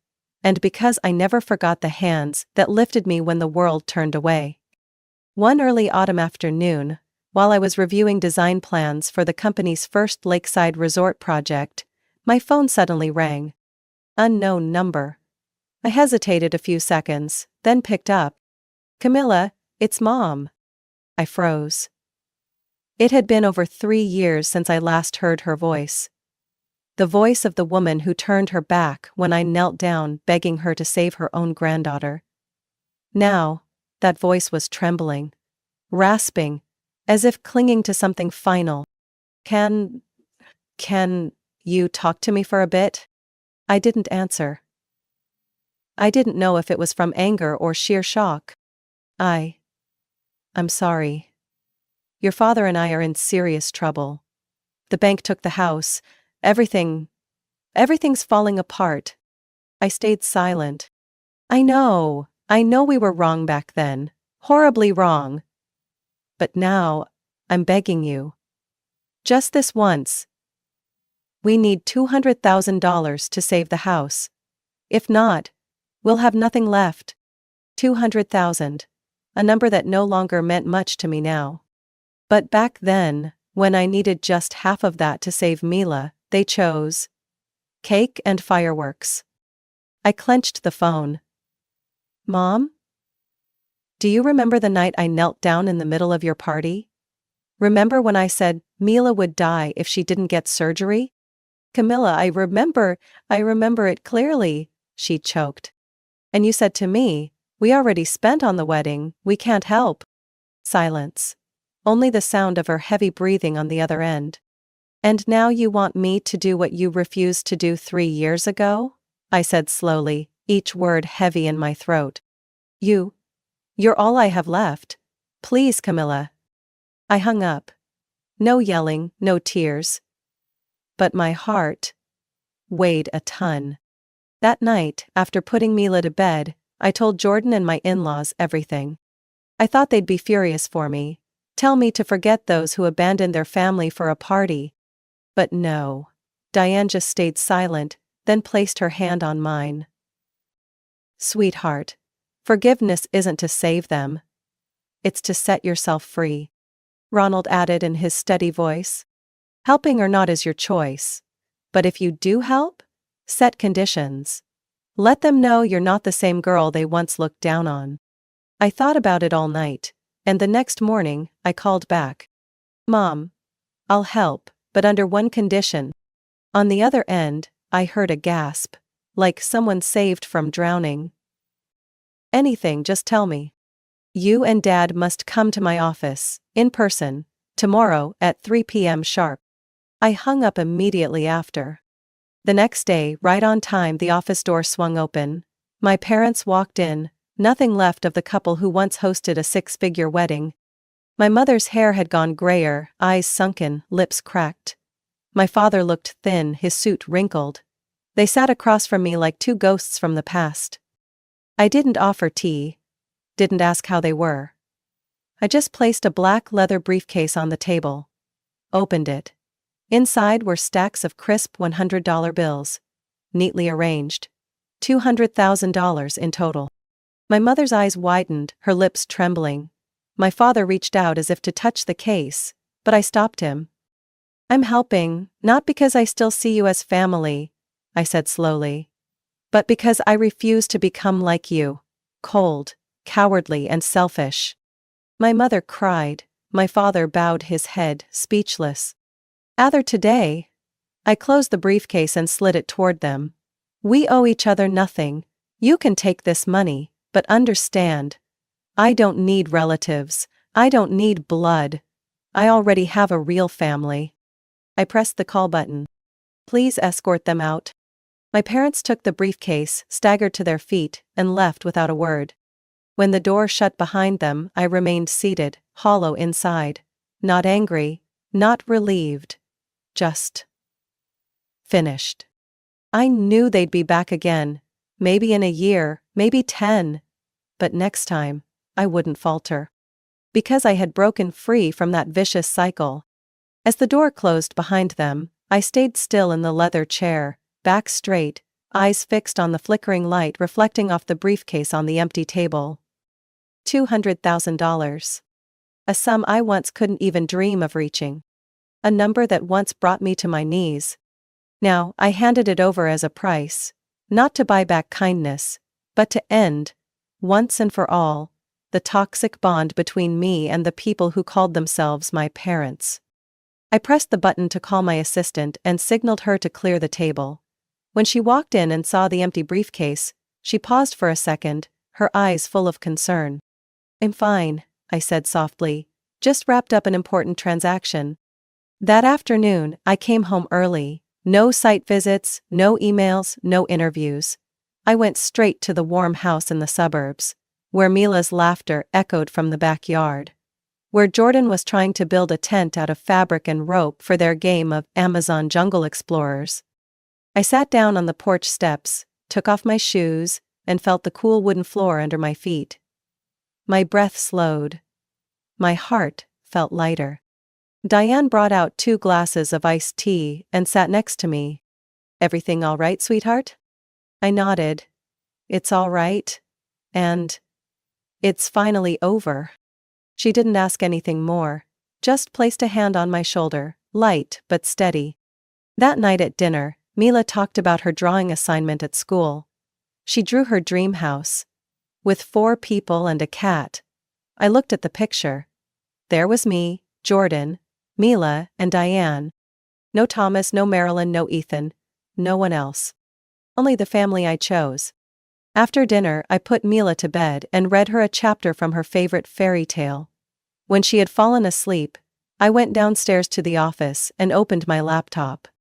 There were 10 unread emails from investors, 2 invitations to speak at international conferences, and 1 message from a CNN reporter asking for an exclusive interview.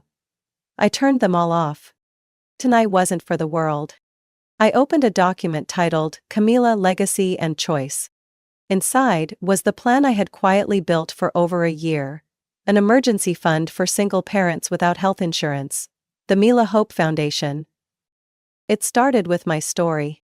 From the despair that once brought me to my knees.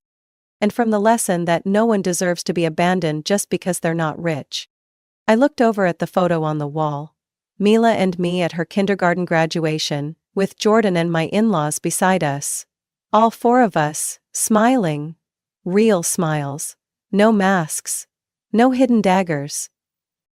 I knew, for the first time in my life, I was truly free. Free from expectations from those who never gave me anything. Free from the chains of meaningless blood ties. I had forgiven, not for them, but for myself. So I could look back on the past not with bitterness, but with peace. They walked away with $200,000. But they lost forever the daughter who once gave up her pride to save their granddaughter. I didn't feel pain anymore. I didn't feel anger. Only a ruthless clarity, and deep gratitude for those who didn't turn their backs when I fell. The next day, I signed the first sponsorship contract for the Mila Hope Foundation, $1 million. the equivalent of my 5 biggest design projects combined. I didn't feel regret. Not even a moment of hesitation. Because I knew somewhere, another mother in some hospital wouldn't have to kneel the way I once did. And if anyone asked me who I am today, I would say, I am Camila. Not the daughter of Thomas and Marilyn. I am Mila's mother, Jordan's wife, Diane and Ronald's daughter, and the woman who learned how to rise from the very place that once broke her. Camilla's story is a clear reminder that family isn't defined by blood, but by those who don't turn away when you fall. In her darkest hour, she didn't receive help from her birth parents, but she found unconditional love and sacrifice from her in-laws. From a helpless mother, Camilla rose to become a self-made millionaire, not just to repay kindness, but to protect the value of compassion. In the end, forgiveness didn't rescue the ones who betrayed her. It freed her. What do you think about Camila's choice? Would you have done the same in her shoes? Share your thoughts below. And don't forget to follow the channel for more real and moving stories about family and life. If someone ever told you that family is the safest harbor, then they've probably never been abandoned by their own flesh and blood in a life or math moment. I used to believe in the bond of blood, until my daughter lay gasping for air on a hospital bed, while my parents were raising champagne glasses under crystal lights. That day, I knelt in the middle of a luxurious mansion, begging them to save their granddaughter's life. In return, all I got were cold stares and a sentence that will haunt me for the rest of my life. And now, they come back, empty-handed, teary-eyed, hoping I'll save them. But the Camilla standing here today is no longer the naive girl who was once left behind. My name is Camilla Harris, 34 years old, living in Charlotte, North Carolina. I run an interior design company specializing in townhomes and retail spaces. Not wealthy, but enough to live a stable life with my husband and young daughter.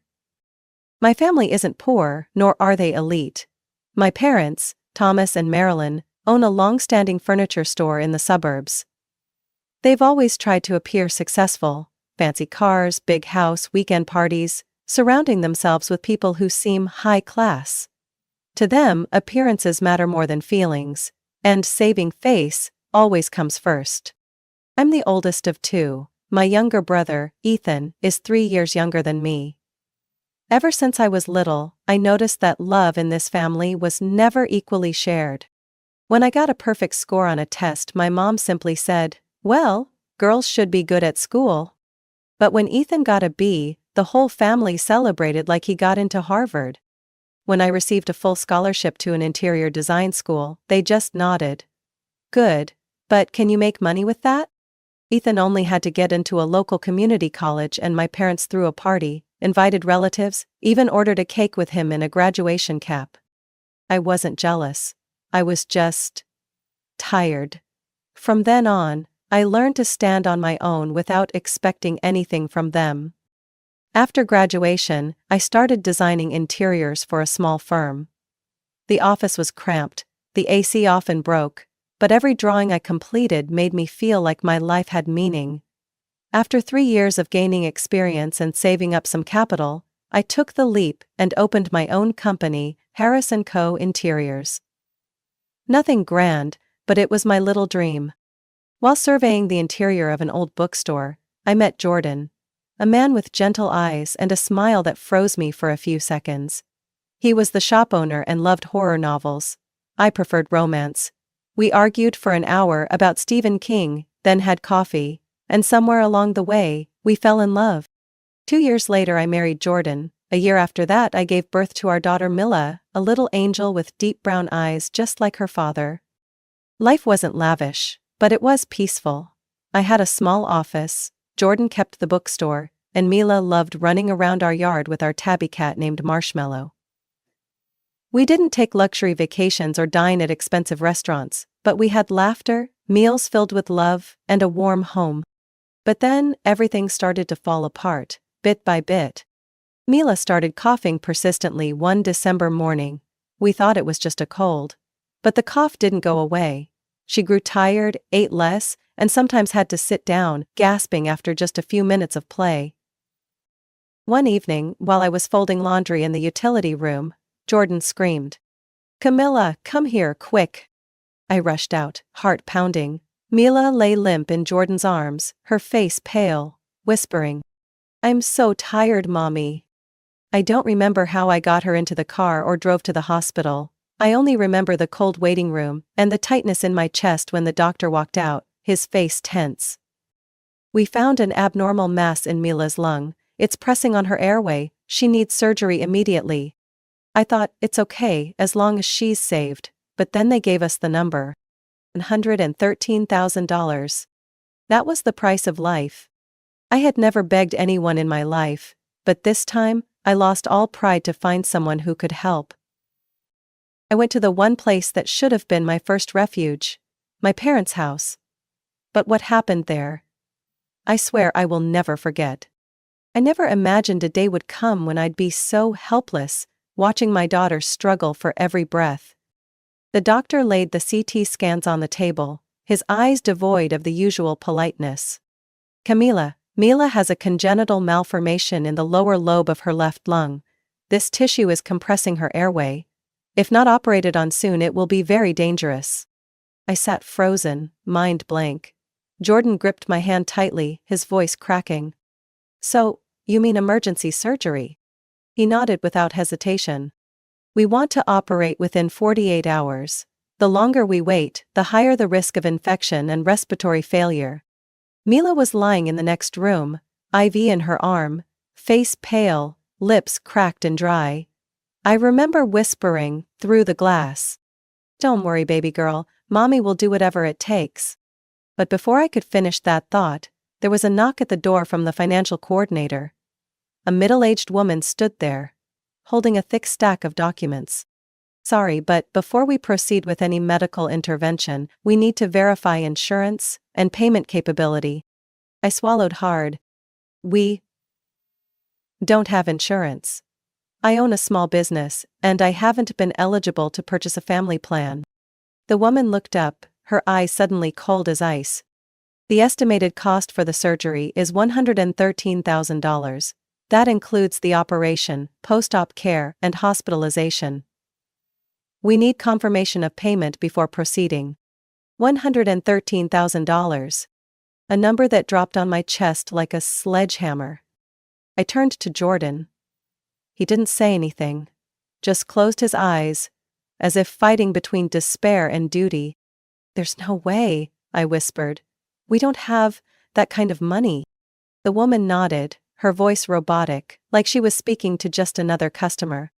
"Then I suggest you quickly seek financial assistance, apply for a loan, or ask family members. If you can't secure the funds, we won't be able to perform the surgery." I nodded, lips trembling. "Okay, I'll try." As she walked out of the room, I buried my face in my hands. Jordan pulled me into his arms, and for the first time in his life, he cried. "Cammy, if I could trade my life for hers, I would." In a heartbeat. We drove home in chilling silence. Every wall, every chair, every one of Mila's toys felt like it was stabbing into me. Me. A mother with a stable job, an education, a reputation. And I couldn't afford to save my daughter's life.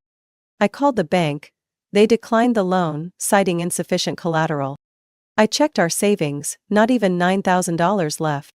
Jordan called his friends. Most were small business owners, teachers, people living modestly.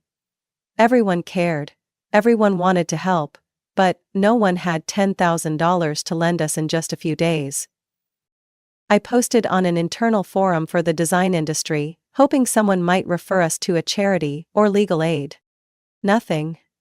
Just a few meaningless words of sympathy, and 3 spam comments advertising health insurance. Early the next morning, I sat quietly in Mila's room.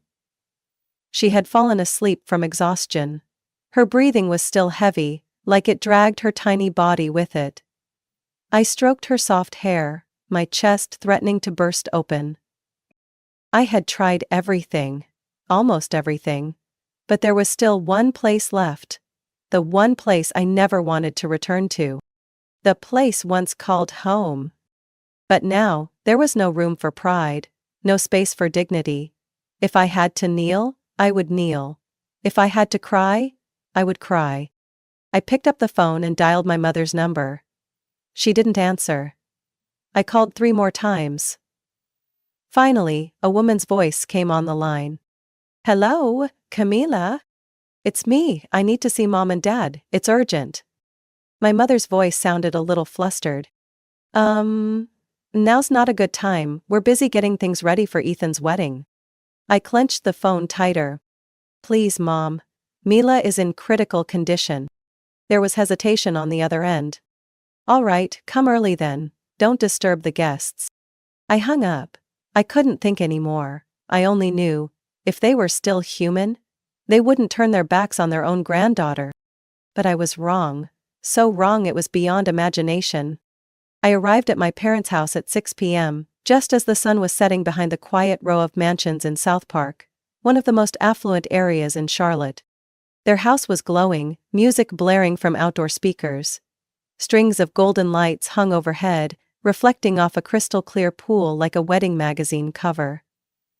I stopped the car, my heart heavy as stone. I had hoped, just a little, that when they heard Mila was on the edge between life and death, they would look at me like parents, not party hosts.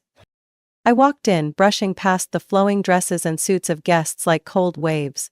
They laughed, clinked champagne glasses, talked about the 3-tier wedding cake, the Vera Wang gown, and the honeymoon in the Maldives. My mother, Marilyn, stood in the middle of the living room, holding a glass of red wine, a pearl necklace around her neck. She saw me but only raised an eyebrow slightly. "Camilla, you came unannounced. We're right in the middle of the party." I didn't respond, trying to stay calm. "Mom, I just need a few minutes." She sighed and turned to my father, Thomas, who was chatting with a group of businessmen. He frowned when he saw me, clearly annoyed. What could possibly not wait until after the party? I clutched my purse tighter, heart pounding. "It's Mila, she needs emergency surgery. The doctor said, if they don't operate soon, she won't make it." They looked at me, no blinking, no "oh my God," no "where is Mila," no sign of panic at all. I kept going, my voice shaking. "The surgery costs $113,000. I sold my car, begged everyone I could, but I'm still short almost $70,000. I know you've spent a lot on Ethan's wedding, but please, help me." Silence. Only the jazz band playing in the corner of the yard. Then my mother set her glass down on the glass table. "Camilla, you know we've already spent over $280,000 on this wedding. Flights for relatives, restaurant deposits, the wedding dress, photography team, flowers, catering. We can't just cancel everything because the kid is sick." It felt like being slapped across the face. "Because the kid is sick?" I choked out. "You're talking about your granddaughter, my daughter. A 3-year-old hooked up to an oxygen machine in the hospital." My father finally spoke, his voice like a blade. "Don't raise your voice here. This is our home. This is a wedding, not a place for you to cause a scene. Your problems are your own. You've been independent all these years, and now you come crawling back?" I could barely stand. My knees hit the hardwood floor, my trembling hands clasped together. "I'm begging you. I've never asked for anything in my life, but this time, I'm asking. Please, save Mila." Ethan walked in from the yard, wearing a cream-colored suit, holding a wineglass, looking irritated. "Camilla, you're ruining my wedding. If you don't get up and leave, I'll call security." I looked up at my brother, the one I used to protect from bullies at school, the one I gave up a scholarship for so he could go to college. Now he looked at me like I was a crazy beggar in the middle of his luxury wedding. I turned to my mother, tears streaming down my face faster than I could wipe them. "I'm only asking for part of it.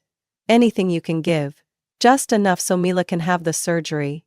I'll pay it back. Every single cent." My father crossed his arms. "No. There's no money. We spent it all on Ethan. A wedding is once in a lifetime. Mila can wait. Or you figure it out yourself." I slowly stood up, feeling like my blood had turned to ice. No one in that room, the people who called themselves my family, cared whether Mila lived or died. I looked at them one by one, my father, my mother, my brother, then let out a laugh. Not a joyful laugh, a bitter, strange laugh. Thank you for showing me today who's really family, and who's just a stranger with shared blood. I turned and walked away. The night wind blew hard, my heels hitting the stone walkway with a freezing thud. Behind me, the party carried on. They went back to wine and hollow laughter. I got into the car, shut the door, and leaned my head against the steering wheel. For the first time in my life, I had begged. And been trampled. But I knew I wouldn't break here. Mila was still waiting for me. And I, this failing mother, would find a way. Even if I had to burn the whole world down, I would save her life. I got back to the hospital close to midnight, drenched in rain. Jordan rushed out from the waiting room, his face pale. Camilla, where did you go? Were you able to talk to them? I didn't answer. I just walked quietly into the room, over to Mila's bed. She was still in a deep sleep, a small oxygen mask pressed against her pale little face. I bent down, kissed her forehead, and whispered without sound. I'm sorry, baby, I went to the worst place to seek salvation. Jordan stood behind me, his hand gripping my shoulder. He didn't need to hear the words. He saw it in my eyes. They said no, didn't they? I nodded, fighting back tears. A soft sob came from the doorway. It was my mother-in-law, Diane. Standing with tears in her eyes. Beside her was Ronald, my father-in-law. A quiet man who had never once refused me anything I needed. Oh my God, she still hasn't had the surgery, Diane choked out. I lowered my head. The hospital needs the full $113,000. We've scraped together about $40,000. We're still short a lot.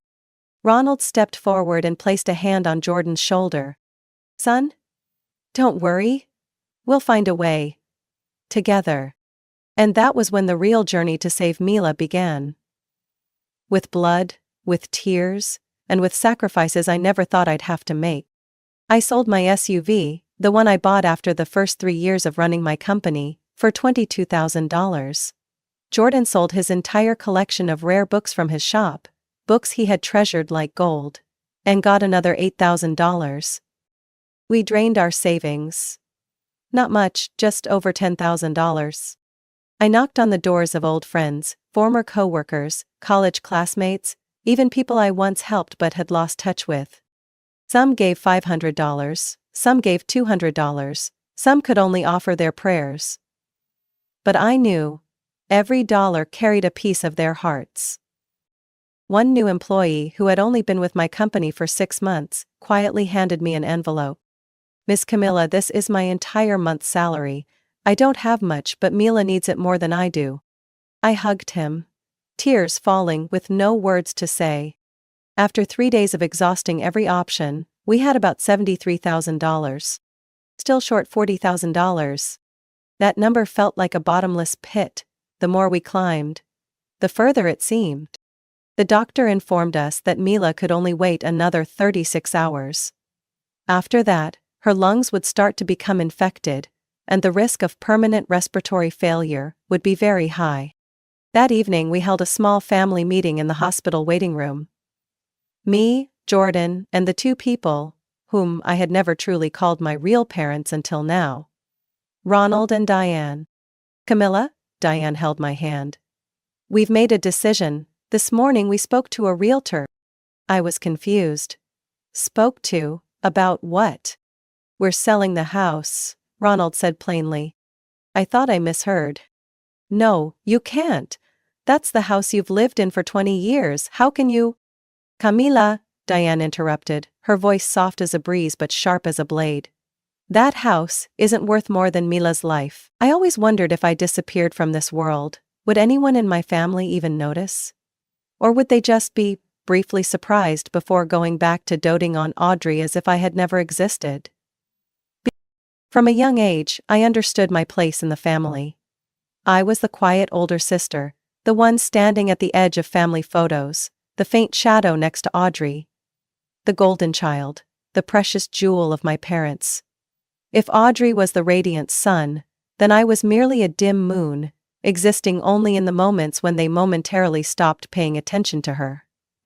When I turned 10, I was so excited thinking about my birthday gift. I had spent months subtly reminding my mom about the microscope I had been dreaming of, imagining myself discovering the wonders of the world through its tiny lenses. But when I opened my gift, my heart plummeted. A puffy, lace dress in bright pink, identical to the one Audrey had worn on her birthday last year. "But I don't like dresses," I stammered, trying to mask the disappointment in my voice. "Oh, don't be picky, Ellie," my mom dismissed with a wide smile. "You'll look just as adorable as Audrey." And just like that, I was forced to wear it the entire day, looking like a walking cake, while Audrey, beaming with joy, was lifted into my parents' arms, soaking in every bit of attention that, at the very least, should have been shared with me. But if that had been a one-time thing, maybe I wouldn't have felt so bitter. But it wasn't. It happened again. And again. Year after year. I excelled in school, topped my class, but my parents only cared about Audrey entering a dance competition. I won a statewide science fair, but they were too busy helping Audrey pick out a gown for her ballet recital. I don't remember how many times I tried to earn even a fraction of the pride they had for Audrey. But it seemed that, in their eyes, nothing I did could ever compare to her. My little sister only had to smile, and all attention instantly belonged to her. By the time I turned 18, I had accepted that I was just a supporting character in my own life. But when I received a full-ride scholarship to a prestigious university, I thought, this time, they'll be proud of me. They have to be. I walked into the living room, acceptance letter in hand, my heart pounding, as I held it up in front of my parents. "Mom, Dad, I got in. I received a full scholarship to Columbia University," I nearly shouted with excitement. My mom glanced at it briefly, then went back to flipping through her magazine. "That's nice, Ellie," she muttered absent-mindedly, before turning to Audrey, her eyes lighting up. "Sweetheart, you said you needed my help picking out a dress for prom, right? Let's go today." I froze, the letter in my hand suddenly feeling like a meaningless piece of paper.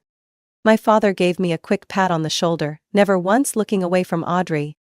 "Good job, kiddo, but you know, Audrey's prom is coming up. It's a big deal for her."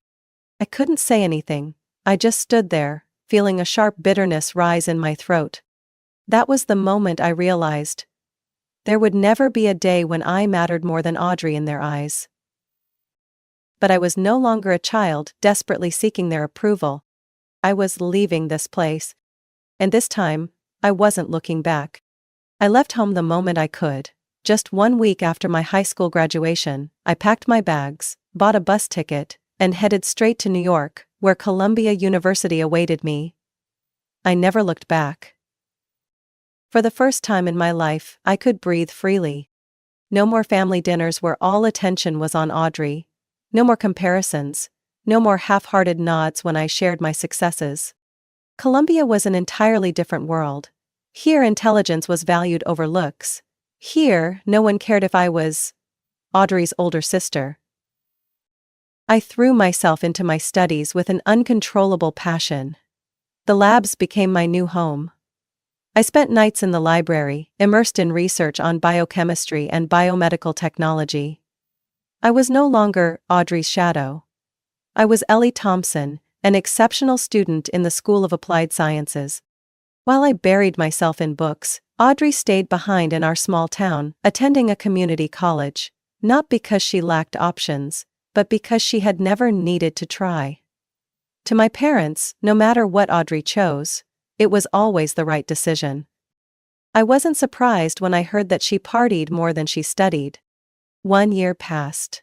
Then 2. I grew further and further from my family. The calls became infrequent and I didn't mind. I no longer sat by the phone hoping my parents would ask about my life.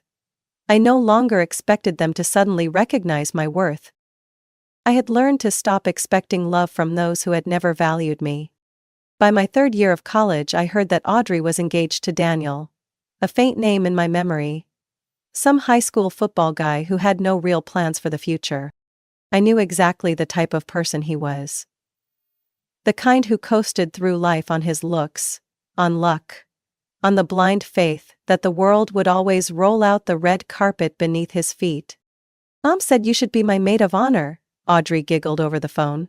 Her tone was as light as ever, as if we had always been close, as if she hadn't spent a lifetime receiving everything while I got nothing.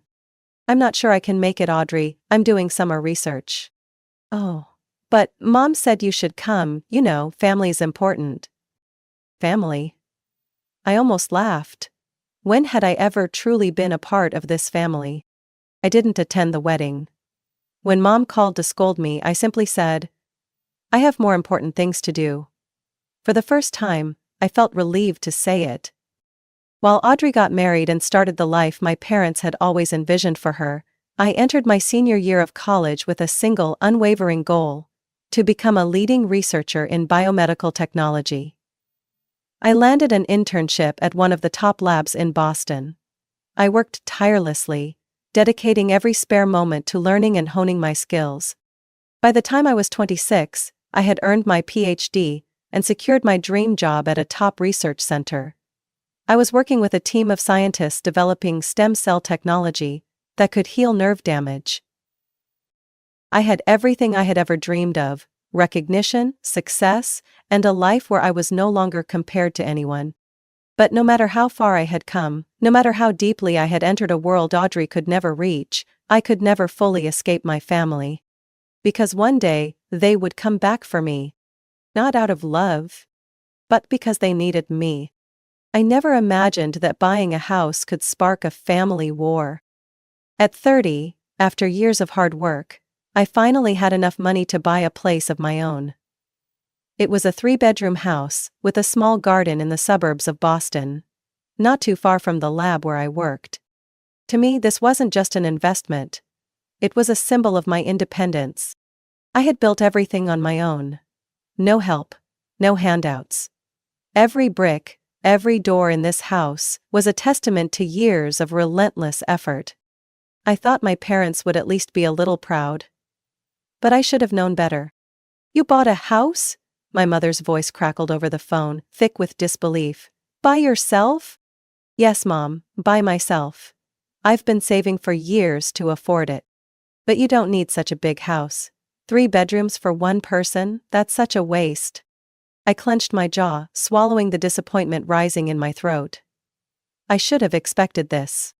A few weeks later, the next call came from Audrey. Ellie, can you come over for dinner? Mom and Dad want to talk to you.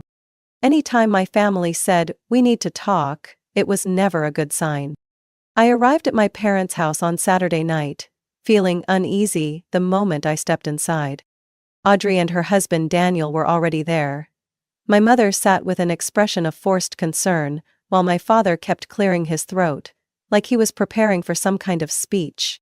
Ellie, you know, Mom began, her voice too gentle, which only made me more wary.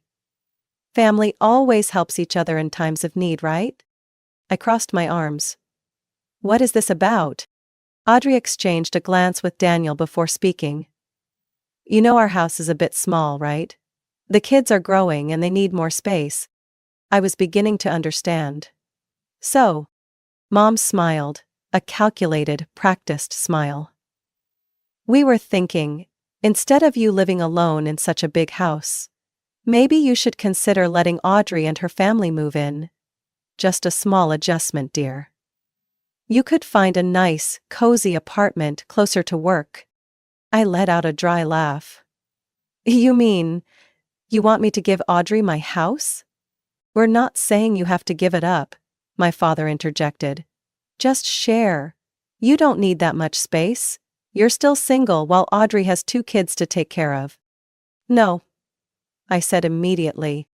Every eye in the room turned to me, as if I had just said something completely unacceptable.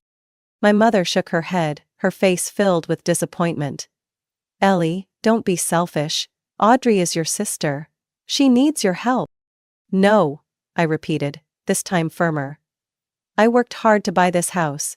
This is my home. No one has the right to tell me to leave. Audrey's face twisted, as if I had just done something cruel. Are you really going to let my kids live in a cramped apartment while you have an entire house to yourself? I stared at her. How about you work and buy your own house, like I did? The tension in the room became so thick it could be cut with a knife. Daniel, who had been silent until now, finally spoke up. Ellie, don't you think you're being a little harsh? We're just trying to find a solution for the family. I let out a bitter laugh. A solution for the family? Or just a solution for Audrey? The room went dead silent. I stood up, suddenly feeling like I didn't belong here anymore. I've made myself clear. I'm not giving my house to anyone. Don't ever ask me again. I walked out before anyone could say another word. But it wasn't over. Not long after, I started receiving calls from distant relatives, people who had barely spoken to me before. Ellie, you need to reconsider. Family's important. You can't let your sister and her kids live in such a cramped place, can you? Some even went as far as to say, if you don't need all that space, at least consider donating your eggs. You're not using them anyway, right? I thought I couldn't be shocked anymore. But clearly, my family still had ways to surprise me in the worst ways possible. That was when I realized they never saw me as a person with my own life. To them, I was just a resource, whether it was my house or even my body. But I had spent my entire life living in Audrey's shadow, and I wasn't going to let them control me, ever, again. In the days following that tense family meeting, I thought it was over. I had said no and I expected them to understand I was serious. But I had underestimated their greed. It started with small signs around my house. Once, I came home late from work and found my back gate unlocked, even though I clearly remembered securing it before leaving. A few things seemed slightly out of place. Minor details that wouldn't normally be noticeable, but they made me wary. Then, on a Friday night, as I lay on the couch, exhausted and drifting off to sleep, I heard a soft clicking sound at the front door. A rattling noise, like someone trying to turn the lock. My eyes snapped open, my heartbeat pounding in my ears. I quickly turned off the lights, moving silently toward the nearest window. When I peeked outside, my blood ran cold. Standing at my front door were my parents and Audrey. My father was fumbling with the lock, while Audrey stood beside him, clutching a cardboard box, as if she was already prepared to move in. Fury ignited in my chest like a wildfire. I took a deep breath, then threw the door open. What the hell do you think you're doing? My father jumped, dropping a set of old keys. Ones he must have stolen at some point. Audrey stammered, her face turning pale. Ellie, Mom thought you wouldn't be home. My mother said sweetly, her voice sickeningly fake. I crossed my arms, barely holding back my anger. And if I wasn't home, then what? You were just going to walk in and do what? No one answered. I locked eyes with Audrey, then glanced down at the box in her hands. What's in that? Audrey clutched the box tighter. Just some personal things. I mean, if you really don't need all that space, I thought I could start moving in. I let out a laugh, a bitter, humorless one. You seriously thought you could sneak in and take over my house while I wasn't here? My father straightened up, trying to appear calm. Ellie, you're overreacting. We just thought that if you saw the situation firsthand, you'd understand that you don't need to live alone in this house. Audrey and the kids could benefit from the extra space. I shook my head, unable to believe they actually thought this was reasonable. No. I said no, and I'm not changing my mind. My mother started losing patience. Ellie, you're being selfish. Families help each other. We already had a plan, you just needed to. A plan? I practically yelled. What plan? Wait until I go to work so you can break into my house and move in without my permission? The house fell into tense silence. I took a deep breath, then pulled out my phone right in front of them. You have two choices. 1, you leave right now. 2, I call the police. My parents looked shocked. They really didn't think I'd go that far. But when I started dialing, my father quickly raised his hands. Okay, we're leaving. Audrey's jaw dropped, completely stunned that our parents were giving up so easily. Dad, Mom, why are you— Leave, now, I commanded. They reluctantly left. But I knew this wasn't over. And I was right. 3 days later, I got an unexpected call from my Aunt Linda, my mother's younger sister. We hadn't spoken in years. Ellie, I heard what happened, she said, her tone serious. I need to meet with you immediately. I agreed, unsure of what to expect. But when I met Aunt Linda at a small cafe in downtown Boston, she revealed a secret that left me breathless. Your parents and Audrey are in serious financial trouble, Aunt Linda said, worry evident in her eyes. They've been recklessly spending for years. Your mother invested in a pyramid scheme and lost everything. And Daniel, Audrey's husband, has a massive gambling debt that she doesn't even know about. My heart clenched. How long have they known about this? I found out a year ago when your mother tried to borrow money from me, but I refused. I thought they'd figure out a way to handle it on their own. But now they've run out of options. I sat in stunned silence. My parents didn't actually care about Audrey and the kids the way they claimed. They just needed a safety net when their entire world collapsed. And they thought I would be the perfect solution. I clenched my fists. I had always known they never truly valued me, but I never imagined they would go this far to use me. Now I understood everything. And I knew one thing for sure, I wasn't going to let them drag me down with them. I couldn't let this slide. After learning the truth from Aunt Linda, I decided to confront my family, once and for all. I sent a group text to my parents and Audrey. I know everything, we need to talk, Sunday 6 p.m. at my house. No excuses. No one responded immediately. I guess they were panicking, trying to figure out how to control the situation. But one by one, the messages came in. Mom, Ellie, sweetheart, what's going on? Why so sudden? Dad, can't we just talk over the phone? Audrey, what exactly are you implying? I didn't reply to any of them. They had to show up. And they had to hear the truth. Sunday night, when I opened the door, all 3 of them were standing there. My mother had dressed up in one of her important occasion outfits, a clear sign she was still trying to maintain control. My father stood with his hands shoved in his pockets, staring at the ground. Audrey had her arms crossed, already on the defensive. I led them into the living room, but this time, I wasn't the passive Ellie they were used to. I looked straight at them, unblinking. We're going to be direct, I said, my voice firm. I know about the debt. I know Mom lost everything in a pyramid scheme. I know about Daniel's gambling addiction. I know the real reason you tried to take my house wasn't because Audrey needed space. It's because all of you are broke. My parents were stunned. Audrey looked around, as if hoping someone would step in to save her. Ellie, what nonsense are you talking about? My mother tried to laugh, but the unease in her eyes gave her away. Drop the act, I cut in. Aunt Linda told me everything, and I did my own research. It's all true. My father let out a deep sigh, sinking into the couch with his head in his hands. Audrey, on the other hand, shot up as if she had been burned. What are you trying to do, humiliate me?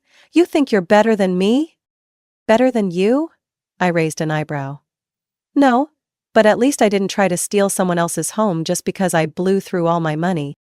My mother slammed her hand on the table. Ellie, don't be so selfish, we're family. Family helps each other. I let out a dry laugh. Family? When have I ever truly been part of this family? When have you ever cared about me unless it was convenient? Or am I just the financial backup you all think you can use whenever you please? No one answered. The final blow came unexpectedly. Just when I thought things couldn't get any worse, the front door swung open. Daniel walked in. What's going on? He asked, looking confused but slightly nervous. I turned to Audrey, then back to Daniel. A thought flashed through my mind. Audrey, have you told Daniel yet? She stiffened. Told him what? I smirked. That I know about his gambling debt. And that he's also cheating on you? The entire room froze. Daniel stood motionless. Audrey's face turned ghostly white. My parents' mouths hung open. I hired someone to look into it, I continued, my voice as cold as steel.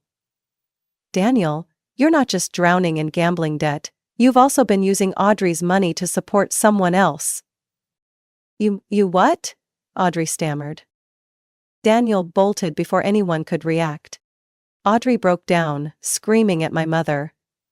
Mom! Did you know about this? For the first time in her life, my mother had nothing to say. My father just sat there, shaking his head in silence. Their entire world collapsed right in front of me. 1 month later, my parents lost their home and were forced to move into a small rental apartment in a lower-income neighborhood. Audrey divorced Daniel, but thanks to his debts, she was struggling financially as well. No one to cling to. No one left to take advantage of. I received a short text from my mother. We lost everything, are you happy now? I stared at it in silence. And then I deleted it. No, I wasn't happy. But for the first time in my life, I was truly free. After cutting ties with my family, I thought I would feel regret, or at least emptiness. But instead, I felt relief. The kind of relief I had never known before. No more guilt-tripping phone calls, no more passive-aggressive messages about family obligations. I had closed that chapter of my life. And for the first time, I was free to build a future on my own terms. The only person I still considered family was Aunt Linda. After that chaotic family meeting, she called me. We met at a small cafe in Boston. Ellie, I want you to know that you're not alone, she said, her eyes warm and kind. I've seen how your mother treated you over the years. But you don't have to let them drag you down with them. I looked at her and felt something I had never received from my own parents. Genuine care. Not because she wanted something from me, not because I was a convenience, but because she truly wanted me to be happy. From that day on, Aunt Linda became the only family I acknowledged. We met regularly, took walks together, and cooked on weekends. She listened as I talked about work, my future plans, and the wounds I was trying to heal. One day as we sipped our coffee, she looked at me thoughtfully and said, Ellie, you've spent too much time proving yourself to people who don't deserve it. It's time for you to live for yourself. And I decided to do just that. I started trying new things. Things I never thought I would do before. One day, while scrolling through social media, I came across a local hiking group looking for new members. I had never hiked before, but I wanted to try. That weekend I showed up at the meeting point. I felt a little out of place among the strangers, but there was also a hint of excitement. Something I hadn't felt in years. And that was when I met Ethan. Ethan was a nature photographer specializing in wildlife and landscapes. As I fumbled with my safety harness, he stepped over with a friendly smile. First time? He asked. I laughed. Is it that obvious? Don't worry. Everyone has a first time.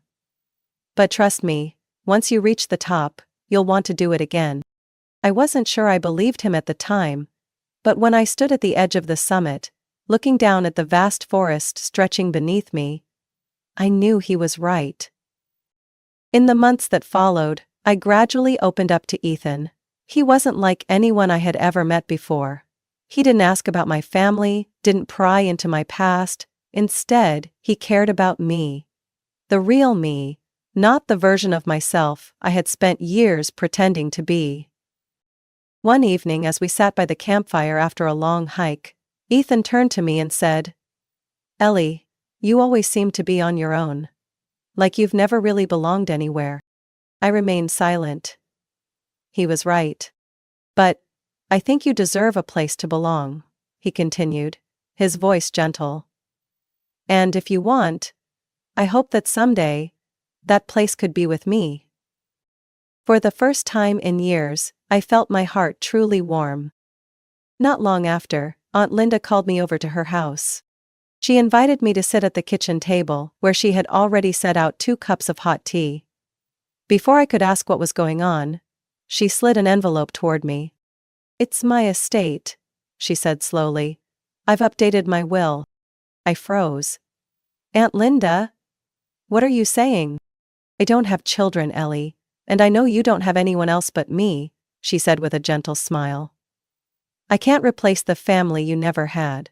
But I want to make sure that you'll always have support, even when I'm gone." A lump formed in my throat. Not because of the estate. Not because of the will. But because, for the first time in my life, someone had put me first. I squeezed her hand, my eyes brimming with tears. And I knew that finally I had found my real family. I once thought my life would always revolve around proving my worth to people who never truly saw me. But now, as I sit on my porch on a quiet autumn afternoon, I realize I was wrong. I don't have to prove anything to anyone anymore. I have succeeded. Not to please anyone else, but because I want to live life on my own terms. My work at the Biomedical Research Center continued to thrive. The stem cell technology project I was involved in was making significant progress. I once feared that one day I might lose my drive, but that never happened. On the contrary, I felt stronger than ever. But there was one difference. I no longer had only my work. On weekends, I spent time hiking with Ethan. Together, we explored trails I had never imagined conquering before. Standing atop a high cliff, looking down at the breathtaking landscape below, I knew I had finally escaped the shadows of my past. I was no longer little Ellie, the forgotten one, the girl deemed less important than Audrey. I was a strong, independent woman, proud of who I had become. One day, during a camping trip in Colorado, Ethan took me to a quiet spot by a lake. The water reflected the fiery hues of the sunset, creating a scene so perfect it felt surreal. "Ellie," he said, his voice deeper and more serious than usual. I turned to him, and my heart nearly stopped when I saw him kneeling down, a small box in his hand. "I always thought of myself as a wanderer, someone who could never truly belong anywhere," he said, his eyes filled with sincerity. "But then I met you. And I realized that what matters isn't where we stand, but who we stand with." I could hardly breathe. Will you walk the rest of this journey with me?" I laughed through the tears that spilled before I even realized I was crying. I didn't need to think. "Yes, I will." Ethan grinned, sliding the ring onto my finger before pulling me into a tight embrace. For the first time in my life, I felt like I truly belonged to someone. When I told Aunt Linda the news, she burst into tears. But they were tears of happiness. "Ellie, you deserve all of this," she said, squeezing my hand. I never doubted it for a second. Looking at her, I thought about everything I had been through. My old family, my parents, Audrey. They had once been my whole world. But they were no longer part of my life. And I didn't regret it. My wedding to Ethan took place on a lush green hill under a clear blue sky. Only the people who truly loved us were there. Aunt Linda, a few close friends, and colleagues I deeply respected. No parents? No Audrey. And I didn't feel like anything was missing. As Ethan held my hand and we exchanged vows, I knew I had found my true happiness. Not because someone finally acknowledged me. Not because I had pleased anyone. But because I had chosen myself. My story is not one of revenge or regret. It is a story of a girl who was once overlooked, once cast aside, once forced to fight to prove her worth. Who finally found her own value and a real family. A family not defined by blood, but by love and choice. I am no longer Ellie, the forgotten daughter. I am Ellie Thompson. A strong, happy, and free woman. And this is only the beginning of a life truly worth living. Ellie's story is a powerful reminder that family is not just about shared blood. It's about those who truly love and respect you. She spent her youth seeking validation from people who never valued her, only to realize that her worth was never dependent on their acceptance. Ellie dared to step out of her comfort zone, cut ties with toxic relationships, and found true happiness through her own choices. This story reminds us that sometimes, to find peace, we must learn to let go. What do you think about Ellie's journey? Have you ever faced a similar situation, or known someone who struggled to find their self-worth? Share your thoughts in the comments. And don't forget to follow the channel for more meaningful stories about family and life.